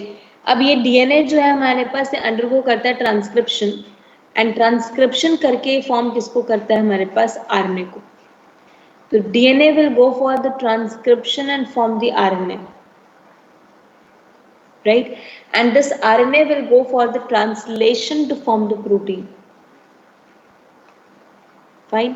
तो हमने कहा ये सेंट्रल डोग्मा जो हर ऑर्गेनिज्म में चलने वाला है, right? But the point is कि जो डीएनए है हमारे पास, उसका जब हम रेप्लिकेशन कर रहे हैं या ट्रांसक्रिप्शन का जब हम ट्रांसक्रिप्शन जो हम कर रहे हैं डीएनए से आरएनए जो हम बना रहे हैं, तो हम पॉलीमरेज एंजाइम को यूज कर रहे हैं जो वर्क करते हैं टेम्पलेट डिपेंडेंट मैनर में। इसका मतलब है टेम्पलेट को यूज करेंगे। टेम्पलेट क्या है मेरे पास, template is a parent copy, parent copy को यूज करेंगे ताकि एक नया डॉटर बना सकें, राइट? जब डीएनए रेप्लिकेशन होगा तो during that process of the replication there is use of the, right, DNA polymerase. लेकिन डीएनए पॉलीमरेज किसको यूज कर रहा है, कौन सी टेम्पलेट है इसके लिए, डीएनए टेम्पलेट, राइट? तो डीएनए को यूज करेगा, डीएनए को यूज करके डीएनए ही बनाएगा, तो हम कहेंगे DNA dependent DNA polymerase. Meaning clear? Yes everyone? Yes, ma'am. Right? Transcription जो होगा वो क्या करेगा, आरएनए बनाएगा, लेकिन किसको यूज करके, डीएनए को यूज करके। तो DNA dependent RNA polymerase. Yes, ma'am. Right? So this is basically the central dogma which was being given by Crick. Right? Now the next one, reverse central dogma. Reverse central dogma, right, is being given by Temin and Baltimore. Yeah, Temin and Baltimore ने दिया reverse central dogma, and this reverse central dogma is applicable to RNA viruses only. Right, ये RNA viruses के लिए ही applicable है, ये सिर्फ और सिर्फ उनके लिए एप्लीकेबल है जिनमें जेनेटिक मटेरियल आरएनए है instead of the DNA, right? अब हमने कहा अगर आरएनए प्रेजेंट है तो बहुत ध्यान से, आरएनए का सबसे पहले क्या होगा बेटा, यहाँ पर कॉम्प्लीमेंट्री डीएनए में it has to transform. Complementary DNA क्यों, क्योंकि कॉम्प्लीमेंट्री बेस पेयरिंग से डीएनए बनेगा, तो हमने कहा this RNA will transform into the complementary DNA which is called as the cDNA. RNA अगर सीडीएनए में चेंज होता है तो आरएनए कौन से मैकेनिज्म को फॉलो कर रहा है? Is it following the reverse transcription? Transcription का उल्टा हो गया, यस और नो? राइट। अब रिवर्स ट्रांसक्रिप्शन को बिकॉज टेमिन एंड बाल्टीमोर ने स्टडी किया तो इसलिए इसको नाम दिया Teminism. What we name the process? The Teminism. Fine, right? And this complete reverse transcriptase is a template. Which template is used over here? Can I say RNA is used as a template? Right? Yes, तो ma'am, RNA RNA dependent DNA polymerase, क्योंकि आप DNA बना रहे हो RNA को use करके, तब कहोगे RNA dependent DNA polymerase। cDNA बना दिया, cDNA से वापस आपने इंसर्ट कर दिया cDNA को, right, into the human cell or whatever the right virus infectious cell is, right, there it will start with the transcription, जहां पर the whole, right, हमने कहा यहाँ पर यूज हम करेंगे आरएनए पॉलीमरेज को, right, जो वापस से हमारे पास डीएनए को यूज करके आरएनए की सिंथेसिस करेगा and synthesise the RNA, right, and translation के बाद प्रोटीन। मैम यहाँ पे हमने डीएनए टेम्पलेट लिया, क्या है टेम्पलेट? देखो मैम जो ये था हमारा ये ट्रांसक्रिप्शन वाला टेमिनिज्म वाला, यहाँ पे हमने आरएनए डिपेंडेंट डीएनए पॉलीमरेज बोला क्योंकि हम आरएनए से डीएनए बना रहे थे, आरएनए का टेम्पलेट लेकर। ठीक है, तो यहाँ पे मैम हम आरएनए ही तो फॉर्म करें ना, लेकिन टेम्पलेट डीएनए का है ना। अच्छा डीएनए के कॉम्प्लीमेंट्री बेस तो डालोगे। ठीक है ma'am. Yes everyone, completed template है क्या वैसे? बेटा टेम्पलेट जो पेरेंट कॉपी होती है कहाँ से लेके आओगे? रेप्लिकेशन करते हो तो पेरेंट कॉपी पे ही तो नया स्टैंड बनवाते हो, उसे तो टेम्पलेट कहोगे। जो आपके सामने पिक्चर है जिसको आप रिक्रिएट करना चाहते हो, that is called as a template ना। समझ आया प्रोसेस? ठीक है, तो उसे हम कह रहे हैं टेम्पलेट डिपेंडेंट, राइट, पॉलीमरेज। इसका मतलब मैं ये लिख सकती हूँ, राइट, कि हमारे पास this DNA and RNA polymerase perform polymerization in template dependent process, right, and always polymerize the nucleotide chain in 5' to 3' direction। Ma'am ये हुआ क्यों? प्रोटीन नहीं बनाओगे, जीन एक्सप्रेशन कैसे करोगे? चैप्टर का क्या मैम वो आरएनए से डीएनए, फिर डीएनए से फिर से आरएनए, इस ये क्यों हुआ? रेट्रोवायरस की लाइफ साइकिल याद है? ट्रांसलेशन नहीं हो सकती थी? क्या हो सकती थी? Yes ma'am. रेट्रोवायरस की लाइफ साइकिल याद हो तो वहां पर हम कहते हैं कि जो एचआईवी होता है हमारे पास, वो आरएनए जेनेटिक मटेरियल को कैरी करता है। अगर उसने ह्यूमन को इन्फेक्शियस करना है तो पहले उसको डीएनए में चेंज करना पड़ेगा ताकि उसका डीएनए ह्यूमन के डीएनए में इंसर्ट हो जाए, तभी तो इंटीग्रेट लिख रहे हैं। वायरस की लाइफ साइकिल अभी आप पढ़ चुके हो। Yes ma'am, ma'am. बाद में क्वेश्चन पूछ रहे हो। Yes ma'am. वायरस के अंदर वायरस का काम क्या होता है? जब तक वो होस्ट के डीएनए में अपना खुद का पार्टिकल इंसर्ट नहीं करेगा, वो कैसे होस्ट की मशीनरी को कंट्रोल करेगा? तो सबसे पहले वायरस क्या करेगा आपका, यहाँ पर अपना कंप्लीट पहले सीडीएनए बनाया उसने, राइट, वो सीडीएनए उसने जाके इंटीग्रेट कर दिया होस्ट के डीएनए के साथ। अब होस्ट के डीएनए के अंदर जाके वायरस का डीएनए जा चुका है, वायरस के पास अपना थोड़ा कोई एंजाइम है, वायरस के पास सिर्फ अपना रिवर्स ट्रांसक्रिप्टेज और कुछ नहीं है, राइट। अब ये यूज किसको करने वाला है? होस्ट के एंजाइम को, होस्ट के आरएनए पॉलीमरेज को यूज करने वाला है, राइट, ताकि ट्रांसक्रिप्शन करके आरएनए बना सके, और होस्ट उसी एंजाइम के थ्रू, राइट, अपने लिए खुद, राइट, खुद अपने लिए रेडी कर रहा है उस चीज को जो उसको इन्फेक्शन प्रोवाइड करने वाली है। समझ आया पॉइंट? राइट, और फिर आरएनए बन के हमारे पास ट्रांसलेट होके प्रोटीन बनेगा। तो this is called reverse central dogma given by Temin and Baltimore. हम आरएनए से आरएनए बन सकते हैं?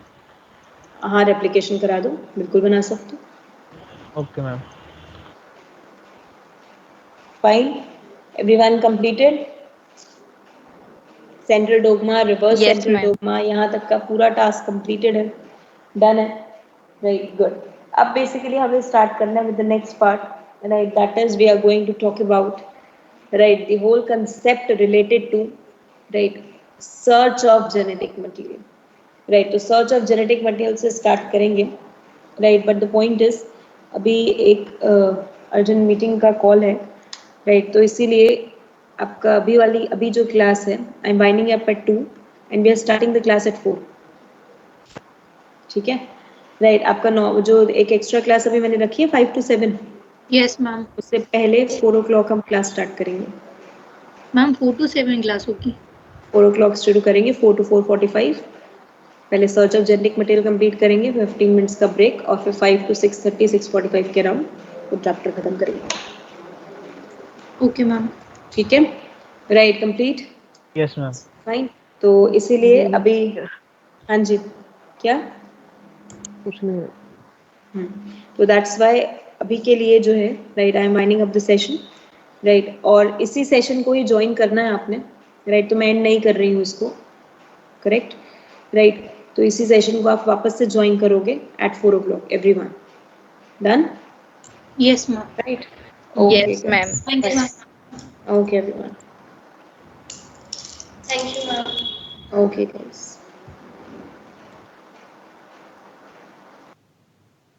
About it, हमें कैसे उसके बारे में पता चला था, right? So for that we are going to state about the whole concept, search of genetic material, right? Okay guys, so इसमें कुछ experimental calls हैं जो हमें start करनी है कि कौन कौन से experiments perform किए गए थे, so that we get to know, right? So moving to the right first thing, that is search of genetic material.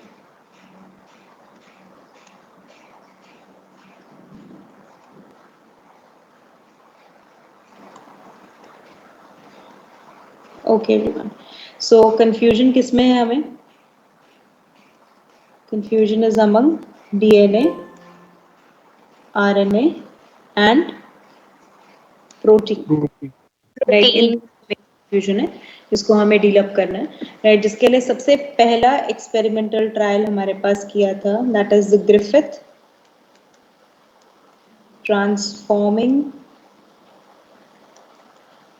Principal experiment, right. तो सबसे पहला एक्सपेरिमेंट यही था हमारे पास, राइट, जिसने डिफाइन किया कि किस तरीके से, राइट, एक्चुअल में जेनेटिक मटेरियल होना चाहिए और क्या है वो बेसिकली हमें बताया। तो हमने कहा Griffith transforming principle experiment, right. अभी एक्सपेरिमेंट क्या है, आई थिंक सबको ध्यान होगा, ये हमने पढ़ा भी हुआ है, right. We stated during the transformation जब पढ़ाया था मैंने, राइट, ध्यान है उसके अंदर, राइट। तो what Griffith actually, right, he did 2 strains of, किसके 2 strands लिए थे? डिप्लोकोकस निमोनी और you can say Streptococcus pneumoniae, right. ये 2 strains लिए थे, एंड उसी के बाद ये 2 strains जो लिए, one is called as the R strain, that is R3, sorry, R2 and S3, and S strain which is called S3, right. अब ये जो R2 strain लिया था was found to be avirulent, that is non-pathogenic to mice, ये mice पे pathogenic नहीं था, and S strain was the one which is virulent strain and pathogenic to mice, right. अब उन्होंने एक्सपेरिमेंटल कॉल जब start किया तो उससे पहले स्ट्रक्चरल एनालिसिस में S strain has or carry additional coat on the surface, and that additional coat of capsule on the surface, इनके surface पे कैप्सूल का कोट था which is a polysaccharide coat, fine. जबकि R2 स्ट्रेन के पास no capsule coat was observed, कोई भी capsule coat observe नहीं हुआ था। What this thing everyone? Point clear? Right? अब इसी, हाँ जी बेटा, इसी पॉइंट पे बेसिस पे इन्होंने ट्रायल्स लगाए। तो ट्रायल 1, ऐसे स्ट्रेन को इंजेक्ट किया माइस में, एंड माइस क्या हुआ, डेड और living? Dead. Dead, right. Second trial में आर स्ट्रेन को जब माइस पे इंजेक्ट किया, माइस वॉज अलाइव, राइट। अलाइव। अब उसके बाद उन्होंने थर्ड क्या किया, heat killed S strain, S strain को हीट किल कर किया और फिर उसको माइस पे इंजेक्ट किया। जब हीट किल कर दिया एस स्ट्रेन को, तो उसकी वजह से उसका कैप्सूल एंड सेल एनवलप डीनेचर्स, वो डीनेचर हो गया उसका, राइट। जिसकी वजह से कोई अटैक हो नहीं पाया, that's why it's being alive in nature. तो उन्होंने कहा अब ऐसा करते हैं ना, फोर्थ ट्रायल करते हैं कि आर स्ट्रेन लेते हैं, आर स्ट्रेन को मिक्स करते हैं एस स्ट्रेन के साथ, which S strain is heat killed and inject करते हैं माइस में। तो उन्हें लगा था कि भाई ठीक है, माइस में आप अगर आर स्ट्रेन डाल रहे हो, आर स्ट्रेन एविरुलेंट है, हीट किल एस स्ट्रेन ने भी डेथ कॉज नहीं की, तो ऑब्वियसली माइस कैसा रहना चाहिए था, alive. But surprisingly we found the result that mice is right. और यही रिजल्ट ने एक्सप्लेन किया that there is a process, जो रिजल्ट आया हमारे पास कि एक प्रोसेस हुआ है कॉल्ड ट्रांसफॉर्मेशन, राइट, कि एक प्रोसेस है जैसे हमने डिफाइन किया transformation, right, which is process of transfer of genetic material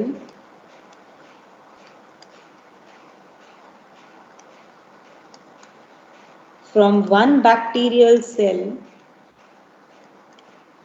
to another, उसका ट्रांसफर होता है even they are not in direct contact, direct contact में नहीं है ये, तब भी ट्रांसफर जेनेटिक मटेरियल का हो सकता है।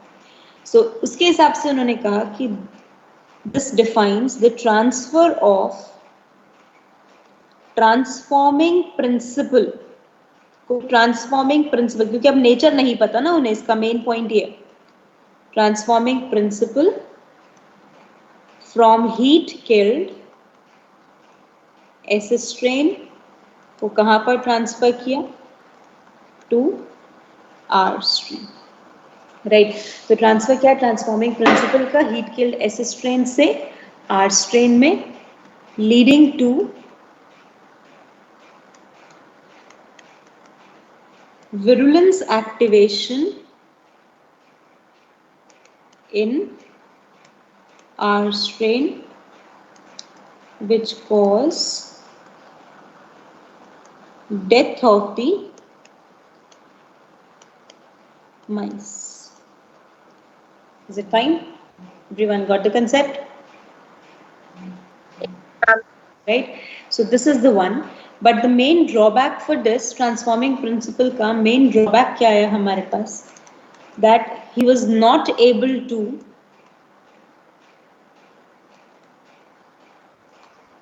explain the biochemical nature of transforming principle. तो जो ट्रांसफॉर्मिंग प्रिंसिपल का बायोकेमिकल नेचर है कि हमारे पास वो डीएनए है, आरएनए है, प्रोटीन है, वो क्या है, वो उसे एक्सप्लेन नहीं कर पाए थे।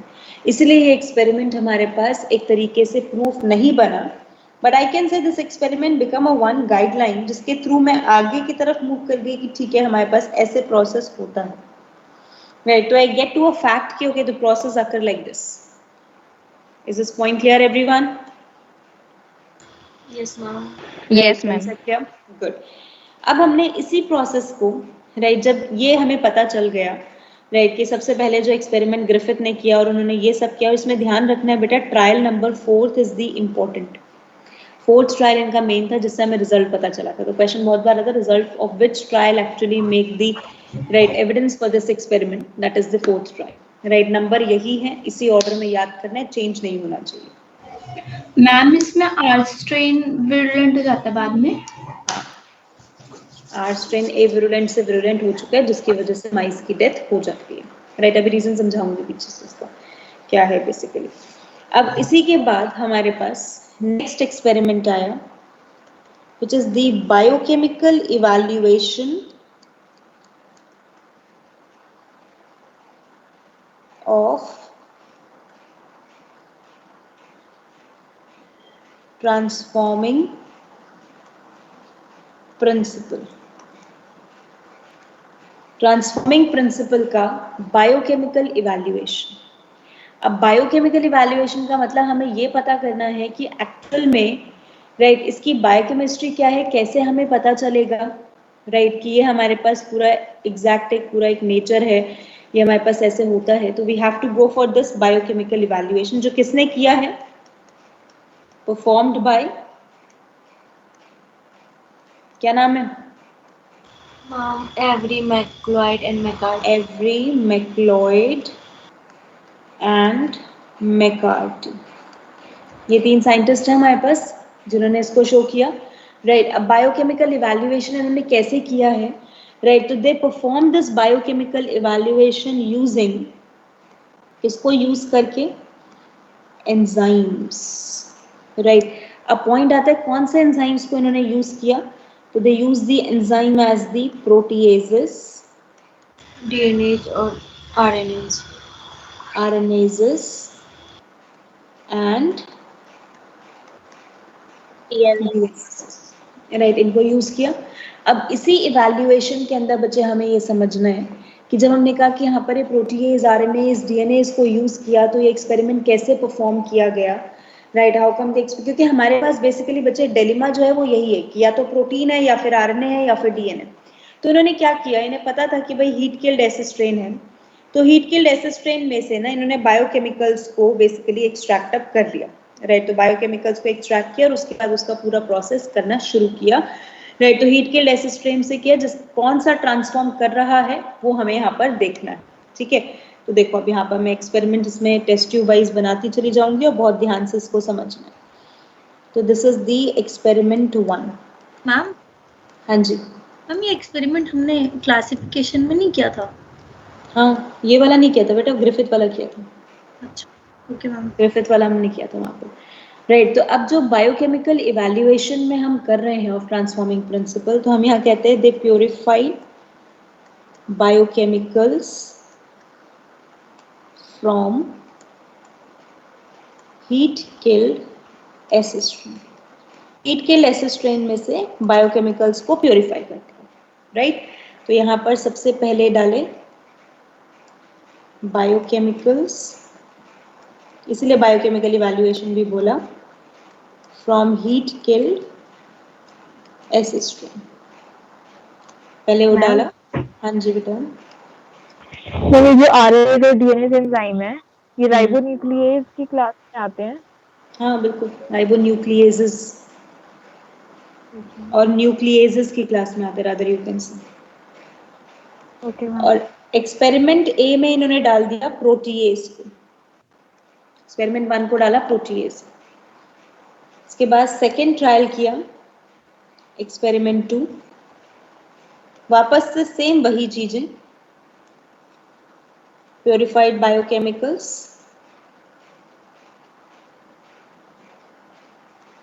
From the heat killed acid strain, R strain, and अब यहाँ डाला RNAs को. And the experiment third is again added purified biochemicals, R strain, and added the DNAs, right? जब ये इन्होंने बेसिकली इसमें ऐड ऑन किया तो अब रिजल्ट क्या आया, मेन पार्ट हमारे पास हुआ. यहाँ पर किसका डीनेचुरेशन हुआ, मैम प्रोटीन का. प्रोटीन डीनेचुरेशन हुआ. देन से transformation of R strain in virulent form present और एब्सेंट. ट्रांसफॉर्मेशन होगा या नहीं होगा, प्रेजेंट. प्रेजेंट, ट्रांसफॉर्मेशन हुआ। और हमें कैसे पता चला? Because mice is dead, we get to know the result. यहाँ हमें पता चला किसका डीनेचुरेशन हुआ? आरएनए का। आरएनए। जब आरएनए का डीनेचुरेशन हुआ तो वापस से कहा गया that transformation again present, transformation फिर से प्रेजेंट है और माइस वापस से क्या है हमारे पास? Dead. Once again mice is dead, right. लेकिन जब मैंने यही चीज एक्सपेरिमेंट थर्ड में देखी तो एक्सपेरिमेंट थर्ड में मैंने बेटा इसको डाला है, डीएनए को डाला है। अगर मैंने डीएनए को डाला तो वहां पर डीएनए डीनेचुरेशन हुआ, एंड डीएनए डीनेचुरेशन होते ही हमारे पास ट्रांसफॉर्मेशन हो गया absent. Yes ma'am. And mice is alive. This is one of the main part, right, जो हमें समझ आया कि भाई इस वजह से हम ये कह के चलते हैं कि हमारे पास एक्चुअल में रिजल्ट हमें इसीलिए शायद नहीं मिल रहा, right, because of this only, right. तो अब हमने कहा ट्रांसफॉर्मिंग प्रिंसिपल में हमने क्या डिफाइन किया? That transforming principle is, right, so therefore we get transforming principle is DNA, right। तो इन्होंने कहा कि भाई हमारे पास जो ये हीट किल्ड ऐसे स्ट्रेन है, because of the heat killing इसका एनवलप डैमेज है, इसमें प्रोटीन्स वगैरह डैमेज है, लेकिन इसमें क्या सर्वाइविंग है? DNA, right. और ये कौन सा डीएनए है हमारे पास? Virulent DNA. तो ये विरुलेंट डीएनए यहाँ से बाहर आता है और it is present like this, right. यहीं पर हमारे पास ये आर स्ट्रेन है। R strain can pick up the DNA, can pick up the foreign DNA, उससे फॉरेन डीएनए को पिकअप कर लिया और फॉरेन डीएनए को पिकअप किया, तो इस एक्टिविटी को हमने नाम क्या दिया? We just name it as the competence. पढ़ा हुआ ना वर्ड पहले भी? Yes, competence of the yes ma'am. R strain में जैसे ही विरुलेंट डीएनए, तो उसका इंटीग्रेशन हो गया, integration of virulent DNA in R strain DNA, और उसने किसकी सिंथेसिस करा दी? Synthesis of enzymes. और उन एंजाइम्स ने किसको प्रिपेयर करा दिया? Capsule formation. और कैप्सूल बनते ही कौन सा पोटेंशियल आ गया? Virulence potential develop, and we say R strain अब हमारे पास कैसा बन गया है? Virulent R strain. अब मैकेनिज्म समझ आया पूरा कैसे होता है? Yes ma'am. Yes ma'am. So this is what is being called as the right nature of the transforming principle. तो जब उन्होंने scientific community को सब कुछ समझाया तो that was very impressive thing. We get to know about one method of the genetic recombination in the bacteria also, and we get to know that the transforming principle is DNA. But from this you cannot prove that genetic material is DNA. आप अभी भी ये proof नहीं कर पाए कि genetic material DNA, मैंने ये कहीं भी कोट नहीं किया कि genetic material is DNA, that is still lagging, right? Scientific community का that is still lagging. We didn't get a perfect result actually. But ma'am यहाँ से तो ये पता चल ही गया ना हमें कि डीएनए ही था वो जो ट्रांसफर हो रहा था। DNA पता चला ना ट्रांसफर, ये DNA तो नहीं पता चला कि जेनेटिक मटेरियल ही ट्रांसफर हो रहा था। अच्छा, okay ma'am. How could you conclude that genetic material is the one which is getting transferred? हो सकता है, right? हम ट्रांसफॉर्मेशन की डेफिनेशन तो हम अब जानते हैं ना, राइट, तो मैं वाइस वर्सा करके प्रूव कर सकती हूँ, राइट, लेकिन मैं ये साइंटिफिकली प्रूव तो नहीं कर सकती कि मेरे पास, क्योंकि मैं जानती हूँ बैक्टीरिया के अंदर डीएनए भी है, बैक्टीरिया में प्रोटीन भी है, बैक्टीरिया में आरएनए भी, और जितने टेम्परेचर में मैंने हीट किल किया है उतने पे शायद आरएनए डीनेचर हो जाए। मुझे ये पता था आरएनए डीनेचर हो जाए उतने पे, लेकिन प्रोटीन और डीएनए डीनेचर नहीं होंगे। तो अभी भी डिलेमा किसमें है? प्रोटीन और डीएनए में। तो आरएनए को तो भले ही साइड कर दो, अभी भी डिलेमा किसमें रह गया मेरे पास? प्रोटीन एंड डीएनए में। अब समझ आया point? Everyone got the concept? Competence मतलब Competence, ability to pick up the foreign DNA, which is biological classification. We have done that. Completed ma'am यहाँ उसमें तक? वो वाला पढ़ा था ना, ट्रांसफॉर्मेशन ट्रांसडक्शन। हाँ, तो उसी में कॉम्पिटेंस भी पढ़ा था बच्चे। ट्रांसफॉर्मेशन तभी हो सकता है जब बैक्टीरिया कॉम्पिटेंट होगा, बैक्टीरिया लेने के लिए एबल होगा, ठीक है, राइट। तो means now again we need to go for the proof, तो we go for the unequivocal proof, जिसके अगेंस्ट कोई साउंड नहीं है, जिसके अगेंस्ट कोई क्रिटिक नहीं है, that proof is actually the one जिसने completely हमें demonstrate किया कि yes genetic material is DNA। तो हमने कहा unequivocal proof that confirm DNA as genetic material, right। Question बहुत बार आ चुका है unequivocal proof पे, इस वर्ड पे, राइट, कि किसका एक्सपेरिमेंट है, and this unequivocal proof is Hershey and Martha Chase and Chase experiment, right? So it's an Hershey and Chase experiment।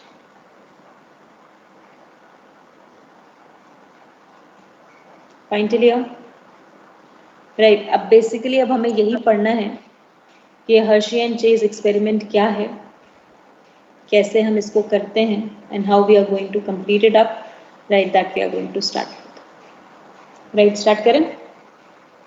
Yes, ma'am. Now अब इस एक्सपेरिमेंट के जो हमारे पास रॉ मटेरियल हैं, वो रॉ मटेरियल हमारे पास बेसिकली दो हैं, राइट। एक हमें इकोलाई चाहिए,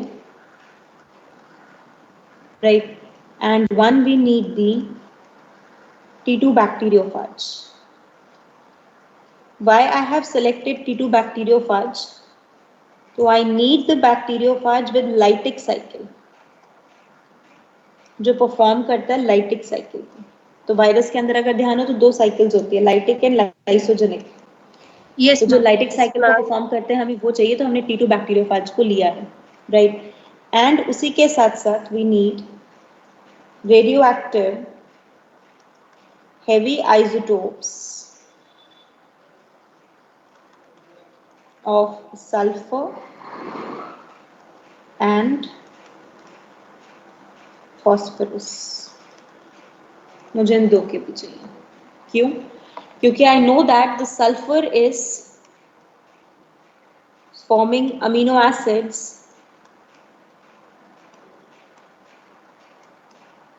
which become the part of, जो किसका पार्ट बन जाएगा हमारे पास, protein, right, and phosphorus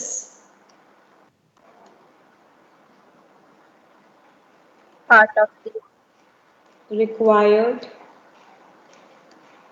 for DNMP formation, DNMP's formation as part of DNA। तो इसका मतलब जो अब कंफ्यूजन है आपको डीएनए और प्रोटीन की, वो सॉल्व हो जाएगी इस मेथड से। कंसेप्ट समझ आया, राइट। तो अब इसी में हमने कहा व्हाट आर द स्टेप्स, हमारे पास Ma'am, क्या क्या DNPs क्या है? डीएनएमपीस क्या पढ़ा था बच्चे हमने अभी पिछली क्लास में पढ़ा, डीऑक्सी राइबो न्यूक्लियोसाइड मोनोफॉस्फेट, आज सुबह ही पढ़ाए हैं। अच्छा मैम, ये वही है। नाउ स्टेप्स जो हमने कहा, number first, bacterio treatment of bacteriophage. Bacteriophage का ट्रीटमेंट किया in conditions with radio labeled heavy sulfur and radio labeled heavy phosphorus respectively। इन दो में कराया। तो जब मैंने ट्रीटमेंट किया बैक्टीरियोफाज का, तो मुझे दो बैक्टीरियोफाज की कॉलोनीज मिल गई। एक मुझे मिला बैक्टीरियोफाज ए और एक मुझे मिला यहाँ पर बैक्टीरियोफाज बी। तो I have got the two bacteriophage. One bacteriophage is the one जिसके पास जो उसका कैप्सिड है वो रेडियो लेबल्ड है, और एक बैक्टीरियोफाज ऐसा जिसमें उसका डीएनए जो है वो रेडियो लेबल्ड है, means it is having the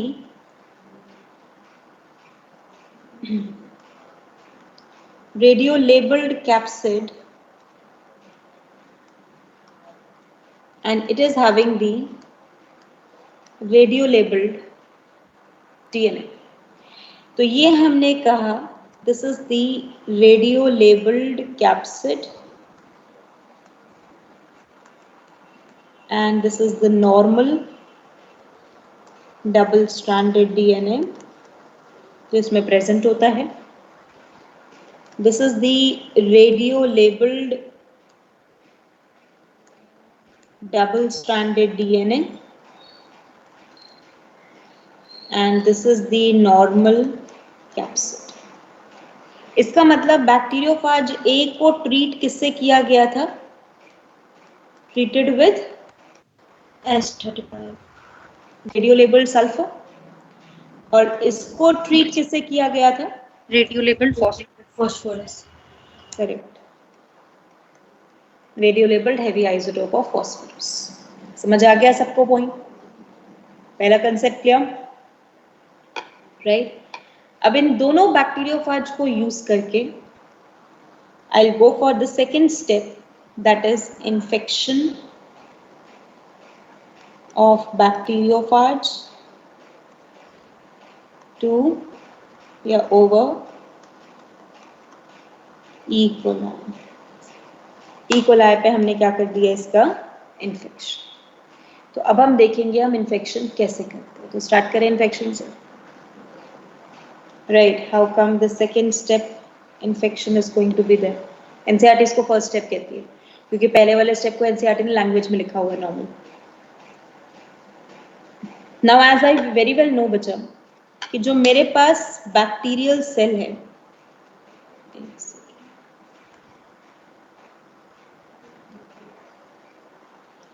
bacterial cell के सरफेस पे बैक्टीरियोफाज अटैक करता है and bacterial cell is having its own nucleoid. इसके पास अपना खुद का न्यूक्लियोइड है and this is E. coli with us. Now we make the bacteriophage attack over to it, where the capsid will penetrate and this is the process, and this is the genetic material. The only part is here, this is radio labeled and here this is radio labeled. ठीक है बच्चा, right? जब infection हुआ तो infection में हम जानते हैं स्टेप्स हमारे पास क्या क्या होते हैं। तो सबसे पहला स्टेप तो होता है हमारे पास एड्सॉर्प्शन, सरफेस पे एड्सॉर्ब हुआ, एंड पेनिट्रेशन, पेनिट्रेट किया थ्रू किसके थ्रू? Lysosomal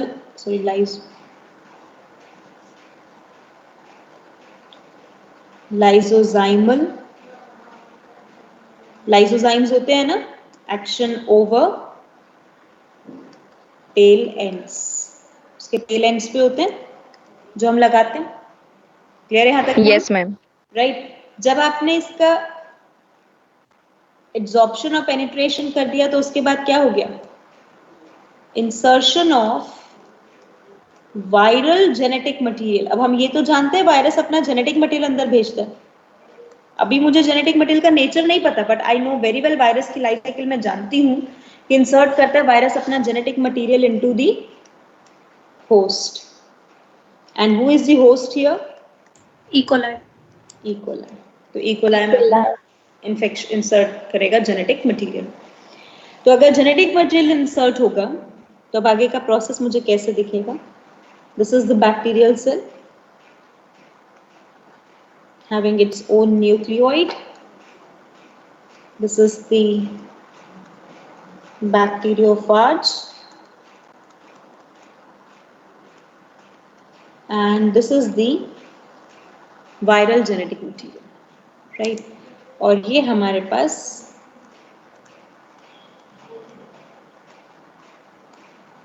radio, right. तो वी से viral DNA and nucleoid, और ये हमारे पास कैप्सिड। क्लियर है बच्चा? इन्फेक्शन तक क्लियर? स्टेप Yes, समझ आया? Yes Right? मैम। अब इन्फेक्शन के बाद हमें क्या करना है, द थर्ड स्टेप से कि आपके इसके कैप्सिड को ना सरफेस से डिटैच करना है। तो ब्लेंडिंग कर रहे हैं, वैसे हम घर पे ब्लेंड करते हैं कोई भी चीज, तो वैसे हमें ब्लेंडिंग करनी है, राइट। तो blending is just say separation of viral capsid from bacterial coat, bacterial coat से उनका सेपरेशन करना एंड फ्रैगमेंटेशन कर देना in simpler parts. Simple parts में उसका फ्रैगमेंटेशन हम कर देंगे, राइट। तो जैसे हमने ब्लेंडिंग कंप्लीट किया, ब्लेंडिंग करने के बाद we go for the task which is called centrifugation. Centrifugation का मतलब, अगर हम इसको सेंट्रीफ्यूज करते हैं, सेंट्रीफ्यूगेशन का मतलब होता है बेसिकली आप क्या करोगे, इसको हाई स्पीड पे, राइट। कभी भी हम सेंट्रीफ्यूगेशन करते हैं ना, तो इसको एक पर्टिकुलर आरपीएम पे रखते हैं, रिवोल्यूशन पर मिनट पे हम सेंट्रीफ्यूज में रखते हैं टेस्ट ट्यूब को, और रख के वी हैव द कंडीशन कि हमारे पास दो चीजें आ जाती है ट्यूब में, जो हैवी पार्टिकल्स है वो बेस पे सेटल हो जाते हैं विच आर कॉल्ड पेलेट, और जो फ्री फ्लोइंग पार्टिकल्स हैं जो लाइट इन वेट हैं वो ऊपर की तरफ फ्लोट करते रहते हैं which are called supernatant, right. तो पेलेट क्या हो गया हमारे पास, हैवी सेटलेबल यूनिट्स जिनका वेट ज्यादा है, और जो सस्पेंडेड लाइट वेट पार्टिकल्स हैं वो हमारे पास किस फॉर्म में रह गए, सुपरनेटेंट। समझ आया सबको point? Right, this is the result of centrifugation. ये रिजल्ट आता है सेंट्रीफ्यूगेशन का, which is just process of sedimentation of heavier particles. Heavier particles को आप सेडिमेंट करोगे, राइट, लेकिन एक पर्टिकुलर आरपीएम पे। तो आपने हेवियर पार्टिकल को सेडिमेंट करना है, राइट, बाय रिवॉल्विंग और rotating them at a particular RPM, right, at specific RPM. RPM means revolution पर मिनट। एक मिनट में 10,000 रेवोल्यूशन, 70,000 रेवोल्यूशन, 80,000 रेवोल्यूशन तक आप जा सकते हो। तो डिपेंड कितनी यूनिट है आपके पास, उसके हिसाब से आप बताते हो। तो अब अगर मैं यहाँ कंडीशन लेके चलूं, सेंट्रीफ्यूज ट्यूब बनाऊं दो की, तो ए एंड बी। ए कौन सा था जहां आप सल्फर लेके चल रहे थे ना, ये जो पूरा ऊपर वाला ट्रायल आ रहा था? yes, तो मुझे बताओ, बैक्टीरिया हैवी होगा, वायरस हैवी होगा? Bacteria bacteria. इसका मतलब बैक्टीरिया का जो पार्ट होगा वो किस में आएगा, ए पार्ट पैलेट में, फिलेट पैलेट में आएगा ना, सिंपल। और Yes, सुपरनेटेंट में क्या आएगा मेरे पास, free floating part, that is capsid of the virus, क्योंकि वायरस का कैप्सिड ही फ्री फ्लोटिंग है। इसका मतलब मेरे पास अगर जो पार्ट बनता है उसमें, जो if I make the part, अगर मैं इसमें बनाऊं तो जो हैवी सेटलेबल पार्ट है वो मेरे पास पैलेट की फॉर्म में आ जाएगा। तो ये हो गया मेरे पास बैक्टीरियल पैलेट, और ये मेरे पास हो गया कैप्सिड सुपरनेटेंट। दोनों में यही मिलेगा टेस्ट ट्यूब में।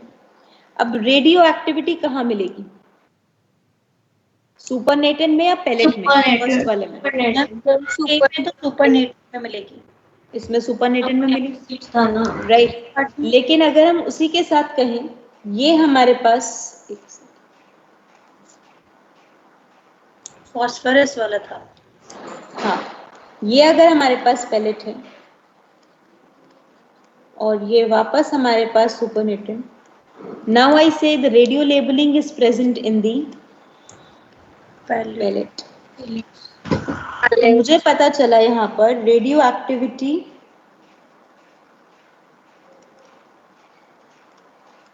इन सुपरनेटेंट एंड यहाँ पता चला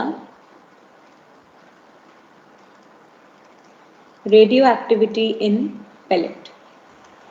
now I get to know कि अगर रेडियो एक्टिविटी मुझे इसमें मिल रही है सुपरनेटेड में, means radio labelled sulphur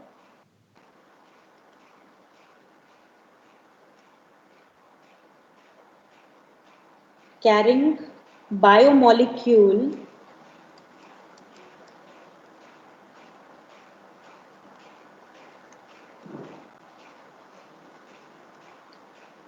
didn't penetrate the bacterial cell. Am I right? Conclusion ठीक है कि बैक्टीरियल सेल को वो पेनिट्रेट नहीं हुआ रेडियो लेबल्ड सल्फर। अब रेडियो लेबल्ड सल्फर किसके पास था? प्रोटीन के पास था। तो इसका मतलब proteinaceous capsid is not the genetic material. तो मुझे यहाँ से पता चल गया राइट दैट प्रोटीनेशियस कैप्सिड मेरे पास नहीं है। लेकिन जब मैंने इसको यहाँ पर फॉस्फोरस के लिए देखा तो वो ट्रैवल करा, right, that travelled in between. तो अब हमने कहा यहाँ से कंक्लूड कर दिया that radio labelled sulphur carrying protein is not the genetic material. So we say radio labelled protein के साथ capsid is not the genetic. Centrifugation करी कैसे थी? बेटा सेंट्रिफिकेशन होती है मशीन के अंदर, राइट, मशीन होती है उसमें ट्यूब्स लगी होती है, you will add the mixture in that, वो रेवोल्यूशंस पर मिनट के हिसाब से जितनी स्पीड आप रखते हो वो सेटल करता है। और जब आप हाई स्पीड पे किसी भी चीज़ को रिवॉल्व या रोटेट करोगे तो क्या होगा, हेवी पार्टिकल्स सब बेस पे सेटल हो जाएंगे। तो हेवी पार्टिकल सेटल हो गया एज अ पैलेट और जो फ्री फ्लोइंग पार्टिकल्स थे वो रह गए आपके इन द सुपरनेटेड फॉर्म। ठीक है मैम एक ब्लेंडिंग बता दो। ब्लेंडिंग कैप्सिड को अलग करना बेटा, जो कैप्सिड अभी भी अटैच था इसको सेपरेट करना है ताकि बैक्टीरिया वायरस दोनों अलग अलग हो जाए। मैम वो सेंट्रिफ्यूगेशन में नहीं अलग हो रहा? सेंट्रिफ्यूगेशन में तो आपने अलग करा ना, तब अलग किया जब वायरस और बैक्टीरिया दोनों अलग थे तभी कर पाए। पहले तो वो जुड़े हुए थे ना। और ब्लेंडिंग में आपने मैम ब्लेंडिंग में मैम दोनों वायरस और बैक्टीरिया के पार्ट्स को तोड़ा था हमने, बहुत सिंपल क्रश किया था, वो भी कैप्सिड को तोड़ा था। बैक्टीरिया इतनी जल्दी टूटेगा नहीं मैम फिर। अच्छा ठीक है मैम। सेंट्रिफ्यूगेशन में टूटा ना। जब ब्लेंडिंग में कैप्सिड को निकाल ही दिया था तो उसका सुपरनेटेंट कैसे मिला? अलग नहीं कर दिया सोल्यूशन से, बैक्टीरिया से अलग कर दिया। बैक्टीरिया पे अटैच्ड है ना, पेनिट्रेटेड था ना, तो बैक्टीरिया से अलग करना था बस उसको। ब्लेंडिंग का मतलब जो घर पे ब्लेंडर चलता है वो है ब्लेंडिंग। उसकी स्पीड कितनी होती है, उससे कुछ अलग कर पाओगे प्रॉपरली? नहीं, राइट। सेंट्रिफ्यूगेशन में मैं कह रही हूँ 10,000 आरपीएम पे आप चला रहे हो, मतलब 10,000 रेवोल्यूशन पर minute.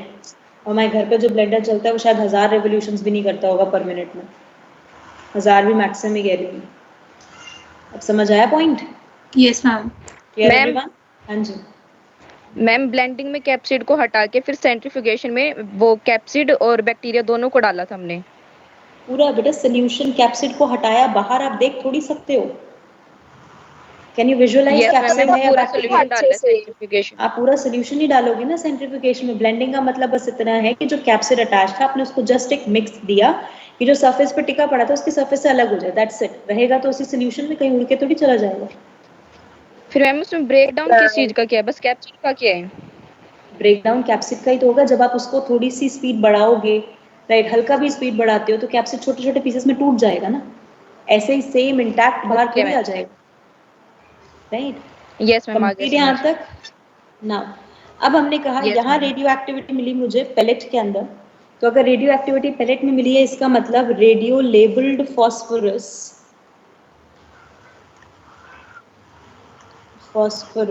Carrying biomolecule penetrate the bacterial cell. तभी तो बैक्टीरिया का पार्ट बन के मिला ना मुझे। Yes ma'am. ठीक है, पेनिट्रेट द बैक्टीरियल सेल। अगर बैक्टीरियल सेल को पेनिट्रेट कर गया इसका मतलब radio labelled DNA is the genetic material। हाँ यहाँ पर और डीएनए हो गया प्रूफ? आरएनए डीएनए में ये क्यों? Yes ma'am. Complete, right. तो this is what we will say over here, right. कि अब हम ये जानते हैं बेटा वायरस के पास तो दो ही चीजें है ना, या तो कैप्सिड है या डीएनए, और तो कुछ है ही नहीं वायरस के पास। Virus has only two things, या तो कैप्सिड है या डीएनए। अब कैप्सिड अगर नहीं जा पाया तो इसका मतलब कौन अंदर गया होगा? डीएनए। और वो प्रूफ भी हो गया कि डीएनए अंदर गए, राइट। तो हेंस कंफर्म भी हो गई हमारे पास स्टेटमेंट। समझ आया अब टास्क सबको अच्छे से? हम everyone Yes, complete? ma'am. Bacteriophage की जगह कोई और बैक्टीरियोफेज लेते। कोई भी ले लो, वायरस के पास दो ही है बस। नहीं, ओड वाला।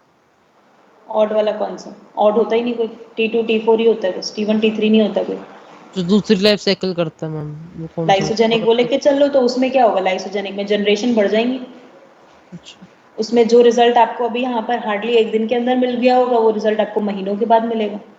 सिर्फ इतना ही तो फर्क है लाइटिक और लाइसोजेनिक में, कि लाइसोजेनिक में जाके क्या बन जाता है? प्रोफाज बन जाता है, इनएक्टिव फाज मैम बन जाता उसमें तो मैम पूरा का पूरा कैप्सिड चल जाता है साथ में है। कैप्सिड कभी नहीं जाता अंदर, वो सिर्फ एनवेलप्ड वायरसेस में जाता है।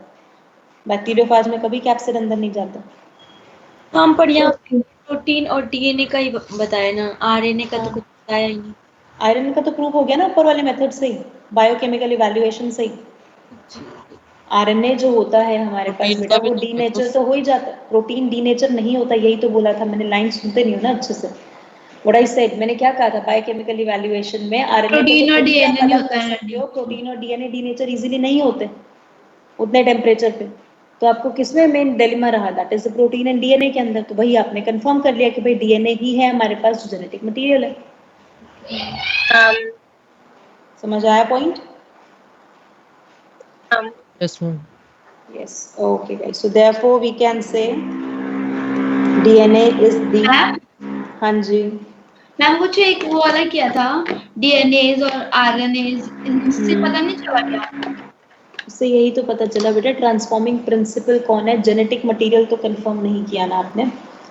आप ये जानते हो कि वायरस से जो इन्फॉर्मेशन ट्रैवल, देखो हम ये एक्सपेरिमेंट हमें क्यों चीज को बता पा रहा है, क्योंकि इसने सबसे सिंपल ऑर्गेनिजम्स लिए। इसने वायरस लिया, वायरस के पास दो ही चीजें, एक प्रोटीन एक डीएनए। और वायरस जब भी ट्रैवल करता है किसी भी होस्ट के अंदर, अपने जेनेटिक मटेरियल को इंसर्ट करता है। हम बस इतना कहते हैं, अपने जेनेटिक मटेरियल को इंसर्ट करता है। तो मैंने वही प्रूफ कर दिया कि भाई जेनेटिक मटेरियल कैप्सिड ना हो के जेनेटिक मटेरियल डीएनए है। आंसर आ गया मेरे पास कि DNA is genetic material. Clear हुआ? राइट। इसी वजह से, इसलिए हमने कोई बैक्टीरिया को यूकैरियोटिक सेल नहीं लिया, राइट, जिसको मैं देखो, क्योंकि बैक्टीरिया लूंगी तो उसके अंदर भी कंफ्यूजन आ जाएगी। उसके अंदर डीएनए आरएनए दोनों होते हैं। वायरस एक ऐसा है जिसके पास या तो सिर्फ डीएनए होगा या सिर्फ आरएनए होगा। कंफ्यूजन वैसे भी दूर हो गई अगर सिर्फ डीएनए आरएनए है उसके पास तो। Yes ma'am. ठीक है, अब क्लियर है यहाँ तक पॉइंट? मैम हाँ जी। थोड़ा ऊपर करना। मैम आरएनए क्यों नहीं है, ये प्लीज बता दो एक बार, समझ नहीं आया आरएनए क्यों बच्चा, नहीं है। अगर हम यहाँ पर, पहली बात तो बैक्टीरियोफाज में आरएनए होता नहीं है, ठीक है। Bacteriophage has a genetic material Yes, double ma'am. Stranded DNA. तो वो तो कंसेप्ट ही खत्म हो गया कि हम आरएनए को यहाँ स्टडी कर रहे हैं। प्लस आरएनए को ऊपर जब बायोकेमिकल इवैल्यूएशन के टाइम पे आपने आरएनएस डाला, प्रोटीएस डाला, डीएनएस डाला, तो उस टाइम आरएनए डीनेचर हो गया और ट्रांसफॉर्मेशन हुआ था। प्रोटीन डीनेचर हो गया था, ट्रांसफॉर्मेशन हुआ था। इसका मतलब प्रोटीन आरएनए तो वहां से भी पता चल रहा था नहीं हो सकते। बस प्रॉब्लम क्या थी कि RNA is being the one which is least stable molecule, highly reactive in nature, less thermostable, जो बहुत जल्दी टेम्परेचर पे डीनेचर होता है, राइट। थोड़ा सा भी टेम्परेचर दे दिया जाए डीनेचर हो जाता है। तो अगर आप हीट किल कर रहे हो तो सबसे पहले जो मॉइटी खत्म होगी सेल की, वो कौन होगा? आरएनए होगा। प्रोटीन इतनी जल्दी डीनेचर नहीं होता। अगर प्रोटीन इतनी जल्दी डीनेचर होता है तो जब हमारे को बेसिकली लेट सपोज कोई पार्ट की बर्न हो जाता है या बर्न हो जाते हैं किसी जगह पे एसिड अटैक हो जाता है, तो उस जगह पे उस पार्ट के प्रोटीन्स खत्म हो जाने चाहिए, लेकिन उस पार्ट के प्रोटीन्स, उस पार्ट का डीएनए रहता है। प्रोटीन कम रहता है लेकिन डीएनए तो इंटैक्ट रहता है। डीएनए तो इवन आप किसी भी डेड बॉडी से भी एक्सट्रैक्ट कर सकते हो। समझ आया point? Yes, ma'am. Yes, ma'am. That's Thank you, why we ma'am. say this. Right. Yes, guys. Completed with this. हाँ जी, तो अब क्लियर हो गया कि how DNA is the genetic material. तो अब हमारे पास, ठीक है, हमें ये पता चल गया कि जेनेटिक मटेरियल ये है। तो हमने कहा प्रॉपर्टीज ऑफ जेनेटिक मटेरियल क्या होती है और डीएनए कैसे उनको आउटस्टैंड करता है, राइट, ताकि ये टॉपिक फिनिश हो जाए पूरा अच्छे से, राइट। So moving to the properties of genetic material, right, कि जेनेटिक मटेरियल की क्या क्या प्रॉपर्टीज हैं और डीएनए कैसे उनको आउटस्टैंड करता है, आरएनए और प्रोटीन की बजाय, राइट। तो प्रॉपर्टीज ऑफ जेनेटिक मटेरियल, और ये प्रॉपर्टीज जो दी गई इनसे और कंफर्म हो गया कि भाई डीएनए ही जेनेटिक मटेरियल होता है, डीएनए ही है जो एक्चुअल में इन सब चीजों को करेक्ट प्रूफ कर रहा है, और डीएनए है जिसकी वजह से हमें पता चल रहा है सब कुछ, right. So moving to the properties of genetic material, तो हमने कहा सबसे पहली प्रॉपर्टी स्टेबिलिटी। Yes ma'am. सबसे पहला नेचर, और इस पे क्वेश्चन जरूर आता है, ये पार्ट जो भी हमने किया है 1 घंटे का, इस पे क्वेश्चन जरूर आता है एग्जाम में, right. Most of the time हर साल रिपीट होने वाले क्वेश्चंस हैं इसमें से। स्टेबिलिटी का मतलब क्या है? स्ट्रक्चरल स्टेबिलिटी होनी चाहिए एंड केमिकल स्टेबिलिटी होनी चाहिए, 2 चीजें होनी चाहिए, राइट। केमिकल स्टेबिलिटी का मतलब लीस्ट रिएक्टिविटी, ऐसा नहीं अपने आप ही रिएक्ट करे जा रहे, रिएक्टिविटी लीस्ट होनी चाहिए, राइट। ये दोनों पॉइंट अगर मैं कंपेयर करूं तो DNA is more stable then RNA, RNA से ज्यादा स्टेबल है और प्रोटीन से भी ज्यादा स्टेबल है। प्रोटीन का तो वैसे भी हम फिक्स नहीं कर सकते स्टेबिलिटी के पैटर्न को, क्योंकि अमीनो एसिड वेरी कर जाते हैं। हम ये जानते हैं डीएनए और आरएनए में से डीएनए ज्यादा स्टेबल है रहने के लिए। हाँ जी, हाँ बोलो मैम। ये हम जो प्रॉपर्टी पढ़ रहे हैं, ये मैम हम डीएनए के से रिलेटेड पढ़ रहे हैं या फिर हम डीएनए और आरएनए के बीच में पढ़ रहे हैं? दोनों से रिलेटेड पढ़ेंगे, तभी तो पता चलेगा डीएनए कैसे ज्यादा अच्छा है। ओके मैम, ठीक है, राइट। तो फर्स्ट थिंग आ गया 2' OH इन आरएनए। आरएनए में जो 2' OH है प्रोवाइड क्या करता है? Chemical reactivity to RNA. अगर आप सबको थोड़ा स्ट्रक्चर ध्यान हो तो फर्स्ट कार्बन को आपने राइबोज शुगर के फिक्स कर दिया था नाइट्रोजनस बेस से अटैचमेंट के लिए, थर्ड को फिक्स कर दिया फॉस्फोडाइस्टर बॉन्ड बनाने के लिए, फोर्थ काम कर नहीं सकता था क्योंकि सिर्फ हाइड्रोजन था उसके पास, फिफ्थ वाले को आपने फिक्स कर दिया था फॉस्फोएस्टर बॉन्ड के साथ। तो सिर्फ कौन फ्री था? 2' वाला फ्री था। आरएनए के पास Yes, 2' OH है, और अगर OH है इसका मतलब कोई और रिएक्शन में पार्टिसिपेट कर सकता है ना बड़े आराम से। तो उसने क्या कर दिया? केमिकल रिएक्टिविटी दे दी आरएनए की, एंड उसी के साथ साथ लेस स्टेबिलिटी दे दी। अगर कोई भी चीज कहीं भी विदाउट एनी रीजन रिएक्ट कर रही है इसका मतलब वो स्टेबल नहीं है ना, राइट। वाइल अगर हम इसी का डीऑक्सीजनेशन कर दें, जो हमने किया था इसका, right, deoxygenation at 2' in DNA, क्या उसकी वजह से उसकी रिएक्टिविटी खत्म, स्टेबिलिटी ज्यादा मिल गई? Yes ma'am, right. तो इसने क्या प्रोवाइड कर दिया? Provide chemical stability. Is it fine everyone? First point समझ आ गया सबको अच्छे से? Yes ma'am. मैम वो वाला बताना जो आपने बताया था कि सिर्फ खाली 2' ही वो है, खाली है। अगर हमारे पास नाइट्रोजनस बेस के साथ जुड़ गया तो वैसे भी रिएक्ट नहीं कर सकता आगे किसी और के साथ। थर्ड वाले ने फॉस्फोडाइस्टर बॉन्ड बना दिया तो वो भी बिजी हो गया। फिफ्थ वाले ने फॉस्फोएस्टर बॉन्ड बना रखा है, वो भी फ्री है, तो बचा एक सेकेंड ही तो जिसके पास OH है, वही तो कोई ना कोई रिएक्शन कर सकता है, किसी ना किसी ग्रुप को न्यूक्लियोफिलिक अटैक से अट्रैक्ट कर सकता है अपने। ओके मैम, समझ आया पॉइंट? Clear everyone? ये पॉइंट क्लियर है सबको अच्छे से? yes, Right? ma'am. Yes Now, ma'am, next आया presence of thymine yes ma'am, in DNA. Methylated uracil. Right. अब थाइमीन अगर देखा जाए तो इट इज 5' मिथाइल यूरिसिल। अब ये फिफ्थ पे आपने मिथाइल ग्रुप लगा दिया, तो मिथाइलेशन किसी भी चीज का, अगर सबको ध्यान हो तो अगर आप किसी भी चीज का मिथाइलेशन इथाइलेशन करते हो तो उसकी रिएक्टिविटी ऑलरेडी कम हो जाती है। तो methylation of nitrogenous base provide chemical stability to DNA.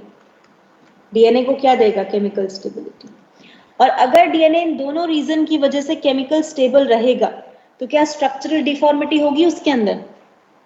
No, right. So these two also provide, ये क्या प्रोवाइड करेंगे? Structural stability. अब समझ आया? तो अब अगर मैं कहूँ मेरे पास अगर डीएनए आरएनए दोनों गिवन है, राइट, तो if I will say proteins के अंदर हमारे पास स्ट्रक्चरल और केमिकल स्टेबिलिटी डीएनए के पास ज्यादा है, तो ऑब्वियस सी बात है कौन बेटर जेनेटिक मटेरियल है? डीएनए। तो यहाँ से हमारे पास एविडेंस मिल गया that DNA is better genetic material than RNA. अब समझ आया point? And ma'am Rohit thymine का दोबारा बता दो। भी मिलता है ना हमें, इसलिए भी। और आरएनए हमें दोबारा क्या बोला फिर से?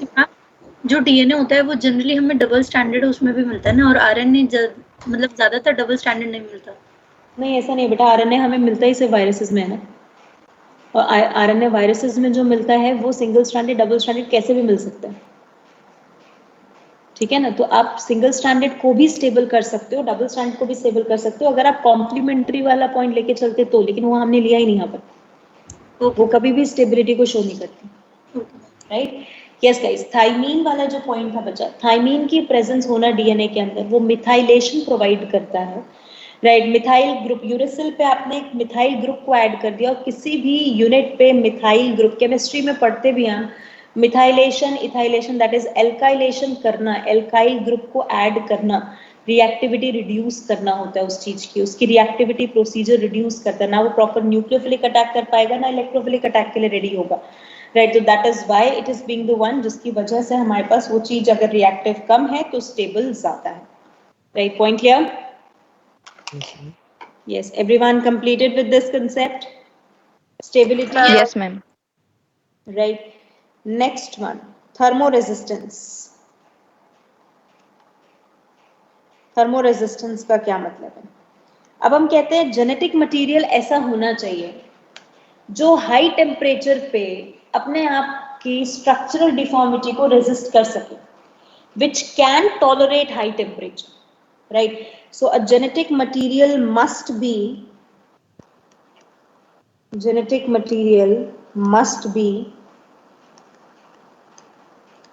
thermoresistant in nature,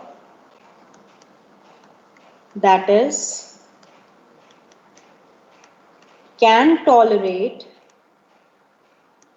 high temperature, right? और अगर हम ये देखें तो हाई टेम्परेचर पे कौन रेजिस्टेंट है? डीएनए। आरएनए रेजिस्टेंट नहीं, प्रोटीन रेजिस्टेंट नहीं है।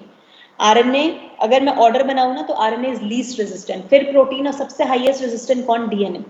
इसलिए अगर बचपन में कभी कोई या अभी भी कोई अगर थ्रिलर मूवीज देखते होगे, राइट, तो या क्राइम मूवीज देखते होगे तो उसमें बेसिकली दिखाते हैं, राइट, कि whenever a person, let's suppose अगर पर्सन का कोई एक्सीडेंट में डेथ भी हो गया है and half body is dead, still you can extract up the DNA, right? आप डीएनए एक्सट्रैक्ट कर सकते हो और पता कर सकते हो कि मेल है या फीमेल है या क्या उसकी प्रॉपर्टी, आप सब पर आइडेंटिफाई कर सकते हो, because DNA is thermolabile in nature, thermoresistant in nature, right? समझ आया यहाँ तक का पॉइंट, राइट? तो अब हमने कहा यहाँ पर डीएनए हैज मोर और हाई, मोर की जगह हाई टीएम पढ़ा है सबने जोलॉजी में, टीएम देन आरएनए।